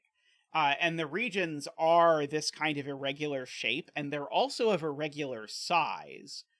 And so you get a lot of interesting logic in there. Unfortunately, I love the first 2/3 of those, and I'm starting to find, as I do more and more of them, I'm starting to find I have the same feeling about the last chunk of those Sudoku-style deconstructions that I do about chaos constructions, where there's just a lot of repetitive, grindy stuff to do at the very end.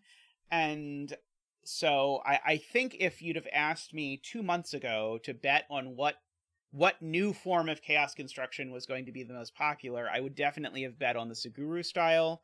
Now I think it's probably going to be the J. Dyer style, if I were to bet. Or who knows, maybe someone will come up with something completely new. So that is always an option as well. I look forward to it. And I should say, even these genres that I say, like, I'm not enthused about doing my 50th chaos construction puzzle. I mean, there's still great chaos construction puzzles. I still do them on stream. I will still do more of them. And I think as a setter, if you come up with the right idea, I think you can definitely justify it. I would just really consider if you could clue the crap out of it rather than minimizing it, so that the last part of the solve goes by without anyone noticing. But I can just tell you now, as much as I've said all of this about how I don't really like doing as many chaos constructions or as many S-cell puzzles and that sort of thing, because I've done them to death, Andrew Sarkis's Naplu Ultra is an S-cell chaos construction madness puzzle from the depths of hell, and it will definitely be one of my favorite puzzles of the year, because I am fully intending to do a like top 10 puzzles of the year at the end of the year, and I will just bet you that puzzle is on there. And since I'm making the list, I will probably win the bet. And the Naplu Ultra, by the way, if you're interested in seeing just the world's most insane chaos construction, I have a solve of it in the videos on the channel. Of course, there's the VODs of all the streams, but that one was actually edited out. And as Isabella, I posted a video last year of my top 10 puzzles from last year. If you want to go back and look at my top 10 puzzles from 2021, I did post that, and I will post another one this year, because it was fun compiling it and fun to talk about the puzzles that I really liked. Although it's getting harder and harder. Everyone joked last year when I said I was going to do it that it was just going to be a list of 10 of my puzzles, which it was not. But maybe this year it will just be a list of 10 of my puzzles. We'll see. But yeah, I mean, I think generally for me, the first third of chaos construction puzzles is usually a lot of fun. And then it sort of, then there's usually, it sort of falls off a cliff at some point in the middle of solving it in terms of how much I enjoy doing it. And of course, it would be really polite of the puzzle to just end there, but usually it doesn't. And I mean, I think it is really a problem with the fundamental rules of chaos construction being so constraining that you sort of like end up sort of hogtied on what the last third of your solve looks like. You have a lot more control of what the last third of your solve looks like in a more sort of standard Sudoku puzzle. And so I think ultimately the thing that's missing in the sort of like chaos construction style genre is a rule set that allows that bit more control. What's my favorite of the puzzles I've set? I'm really, really happy with how MIA came out. I think MIA is possibly my favorite of my puzzles. But I think the puzzle that sort of like stands out for me is the first puzzle hunt I set, which was called Elements of Sudoku, which you can post in the Discord if you want a link to it. I think there's not a link to it posted anywhere super public, but I think that sort of stands out. Although I think it's something that it's certainly something that doesn't necessarily appeal to exactly the same group of people as most of my puzzles do. Yeah, I mean, I guess one way to say it, Mega Lamb, is that at the end of a chaos construction, you're solving an irregular Sudoku, and almost no one likes solving a regular Sudoku. Like, solving a regular Sudoku is kind of annoying. Unless the regions are really symmetrical and there's something cool going on, but in a chaos construction, by definition, that's not true. The fun part of a chaos construction is the building the regions part. That part is awesome, and I really love the geometry, and like, even when I was drawing this in, I was noting, like, oh, there's always these fun little bits of logic, like, I could never do this. Like, these two cells could not be in a region together because unless this was its own region, and that kind of that whole stuff I really like. And Tallcat's talking about how, like, there's plenty of ways you can make a puzzle where you build stuff and get a lot of those cool, like, dopamine hits of figuring out how the sort of the pieces of the puzzle come together and get all that geometric logic without having the sort of the ugly, irregular ending part coming up all the time. And so, like, MIA is another example where you're sort of like building killer cages. And so I think like the build your own killer cage sort of genre, which was popular for a while, I think has a lot of that kind of thing to it. So that is that's sort of like my thoughts on killer. I think, or sorry, not on killer, on chaos construction. I think so much of the logic in it is so awesome. I think the art is going to be in figuring out how to make puzzles that capture the gooey good parts of chaos construction, and then let the puzzle just mercifully end. I'll note, by the way, I think that the fact that the puzzle doesn't end when you've finished the fun part is a problem that Sudoku as a genre has generally. I've talked about this a lot in VC1, where it's sort of like a lot of Sudoku, you get to the end, and whenever someone is solving and you hear them say the words, and I guess it's just Sudoku from here, they usually don't sound happy. They usually sound like, I guess the good part's over, and now I have to grind through the rest of this like end part. And so I think that's already a bit of a weakness of Sudoku versus other types of pencil puzzle. And chaos construction just takes that weakness of Sudoku and just blows it up by a lot.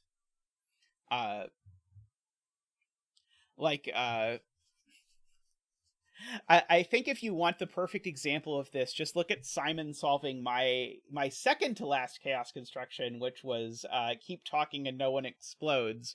And I think there's a lot of fun to be had in the first 90 minutes, but then the video goes on for 45 minutes after that, which is I didn't feel great about that, we'll say, as a setter. Andrew Sarkis says, it's just Sudoku here with some extra sets. Yeah, I mean, certainly there are,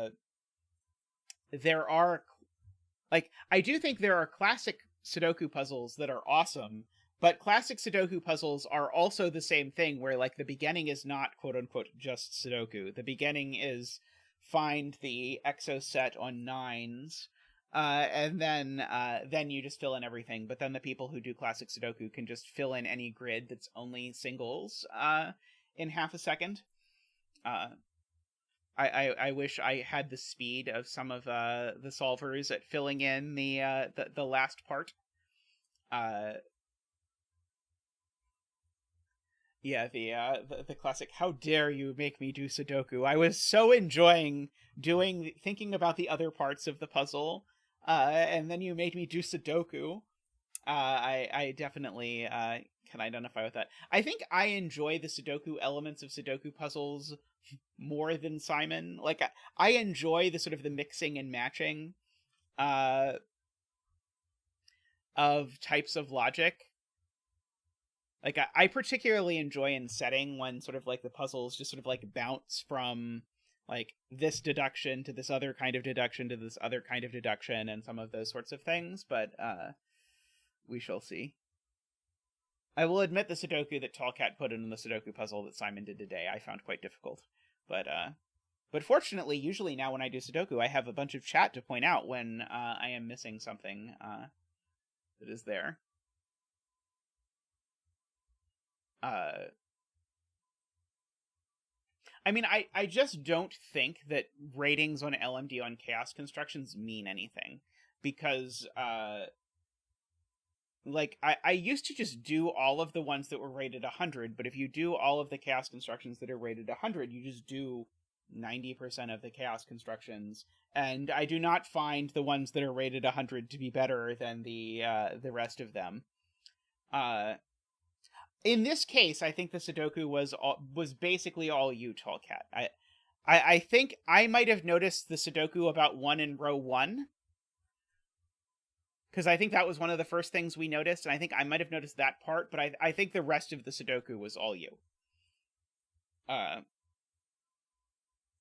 Like, I think literally out of the whole puzzle, I think only 3 of the clues were mine. And then you did the rest of it. But I offered moral support.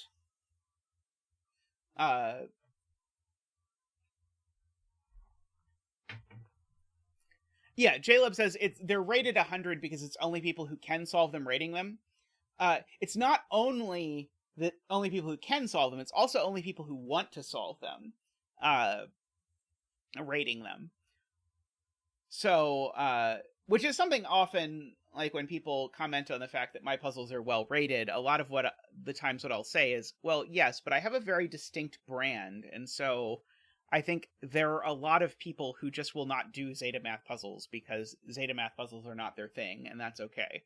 And then there's some people who won't do my puzzles unless I tell them I think this one would be an appropriate puzzle for you, and then they'll do them. And then usually I've gotten good at judging that for certain people.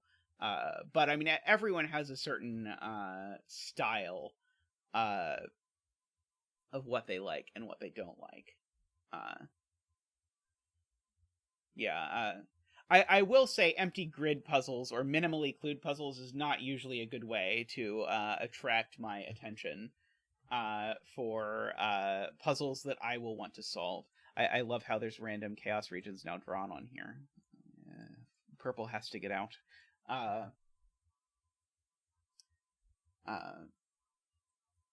Yeah.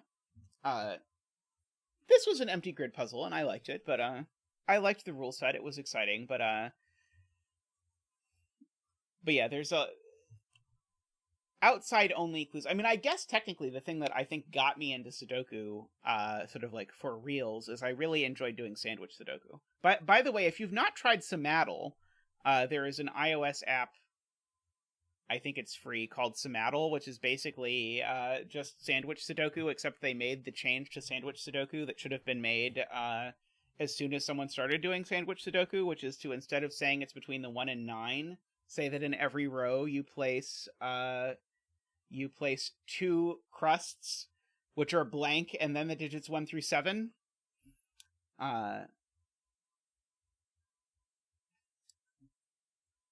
See, but Tall Cat, Sandwich Sudoku immediately starts with letting you color. And, like, the first thing they do in the Sandwich Sudoku app is teach you to color things with X's. And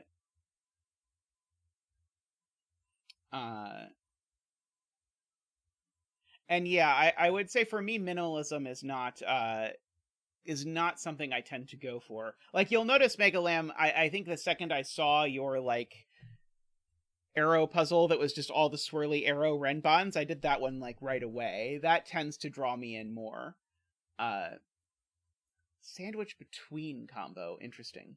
I will have to dig up this sandwich between combo, because I don't think I've done it.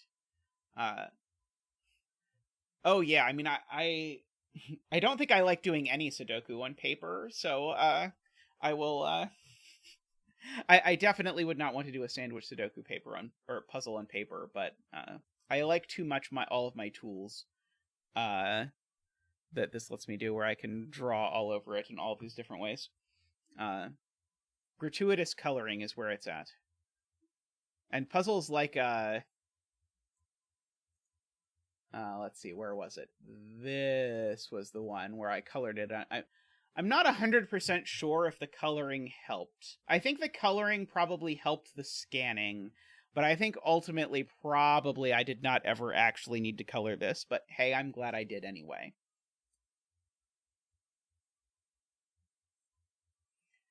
Yeah, I can't imagine having to like pencil in candidates. Like, I know I did it the long time ago, but it's been a long time. Yeah, Rank said he colored it too, which surprised me. And originally when he said that, I was like, I guess I was supposed to color it. But then at the end, I still wasn't sure, actually, whether it would do that. I actually just watched earlier this week. I watched Simon's solve of My Puzzle Potpourri, because I was going to talk about it on the Meme Rister's Sudoku setting stream. And so I wanted to look over it before I talked about it and said things about it that weren't true. And immediately Simon starts coloring it and says, so I'll let orange be low and blue be high. And then just does the entire puzzle with orange being low and blue being high, which is very tilting. I think the hybrids can be good. I think most of the hybrids have an amount of rules to them that usually put me off. But I think if there's a really elegant rule set, I think the hybrids can be a lot of fun. That's my general feeling on hybrids. I mean, I'm also just happy to do pencil puzzles. I don't do a ton of them, but I enjoy doing them on stream. And I've enjoyed a lot of the, like, Philomeno variant kinds of puzzles that, like, Jesper especially has done, where it's not a Sudoku, but it's sort of extra rules thrown in there. Like, I think a lot of Jesper's Philomeno variants have been amazing and have had, like, just the right amount of rules. Yeah, there's a certain, like, how many rules are there and how elegant do the rules feel? And I mean, a lot of it is also, just for me, when I'm streaming, I'm very dyslexic. And so reading rules when I'm streaming is incredibly stressful. And so I'll do more puzzles with more complicated rules when I'm solving by myself, because I don't have that added stress. So there's, like, a personal bias just when I'm streaming towards puzzles where I can read the rules and understand them a little bit quicker. Now, the funny thing is, pencil puzzles on paper is fine, because on pencil puzzles, the only thing you mark is you shade something or put a dot somewhere. So, like, I'll in my office, I have some printed Yajalin that I'll bring to meetings so that I can do something during meetings. So, like, I actually will do Yajalin, Masu, that kind of thing. I'll do those on paper, and that's fine. Sam Kappelman Lyons has a few times pointed me to some, like, packs of those, and I will tend to do those. Yeah, so the completely new stuff I will stream, but only in sort of if I'm really excited, or if I read the rules in advance and I think that they're sort of like, oh, okay, I'll do that, but it just skews things slightly. I also think it makes it much more inviting to newer people, because I know I get a comment a lot, or at least I used to. I think I've been getting it a little less lately, that people have sort of felt like, well, I'm really interested in the Sudoku stuff, but the puzzles you do are too hard. I think that was sort of like my original sort of niche that I went in, is I just did harder puzzles than most other people. But now Naverio streams, and Naverio does harder puzzles, so harder puzzles can't really be my niche, because I'm not going to do harder puzzles that are as hard as Naverio's puzzles, or as hard as the puzzles Naverio does. But I've also just wanted to be sort of more welcoming to people, so I've slanted things a little bit because of that. It's an interesting mix that I'm still figuring out. Yeah, I mean, I think me streaming 1-star puzzles is kind of embarrassing, because you see how bad I am at scanning. Like, I could never speed solve anything. Like, I think reminds me of the time I was in VC1, and I said that I'd only ever gotten one hat on a gas twice. And Clover responded with something like, wow, bragging much or something, thinking that I meant that I had all other times gotten 2 hats. And I was like, no, I have only gotten 1 hat twice. All other times, I have gotten some breed of dinosaur. I definitely was not saying that I have gotten 2 hats every time. I think if I just had to write the digits 1 through 9 into the grid, I think I would not meet the gas time a lot of the time. I am getting better. I mean, I think streaming has definitely made me a better solver. I think my scanning is getting a little better. I think my ability to identify that this is column 5 has gotten a lot better. But still, it's not great, we'll say, in lots of these ways. I'm not surprised, Isabella. You seem like quite a strong solver from my experience with you in my chat. You're one of the ones who stands out as seeing some really cool stuff. That I'm not too surprised you can solve pretty fast.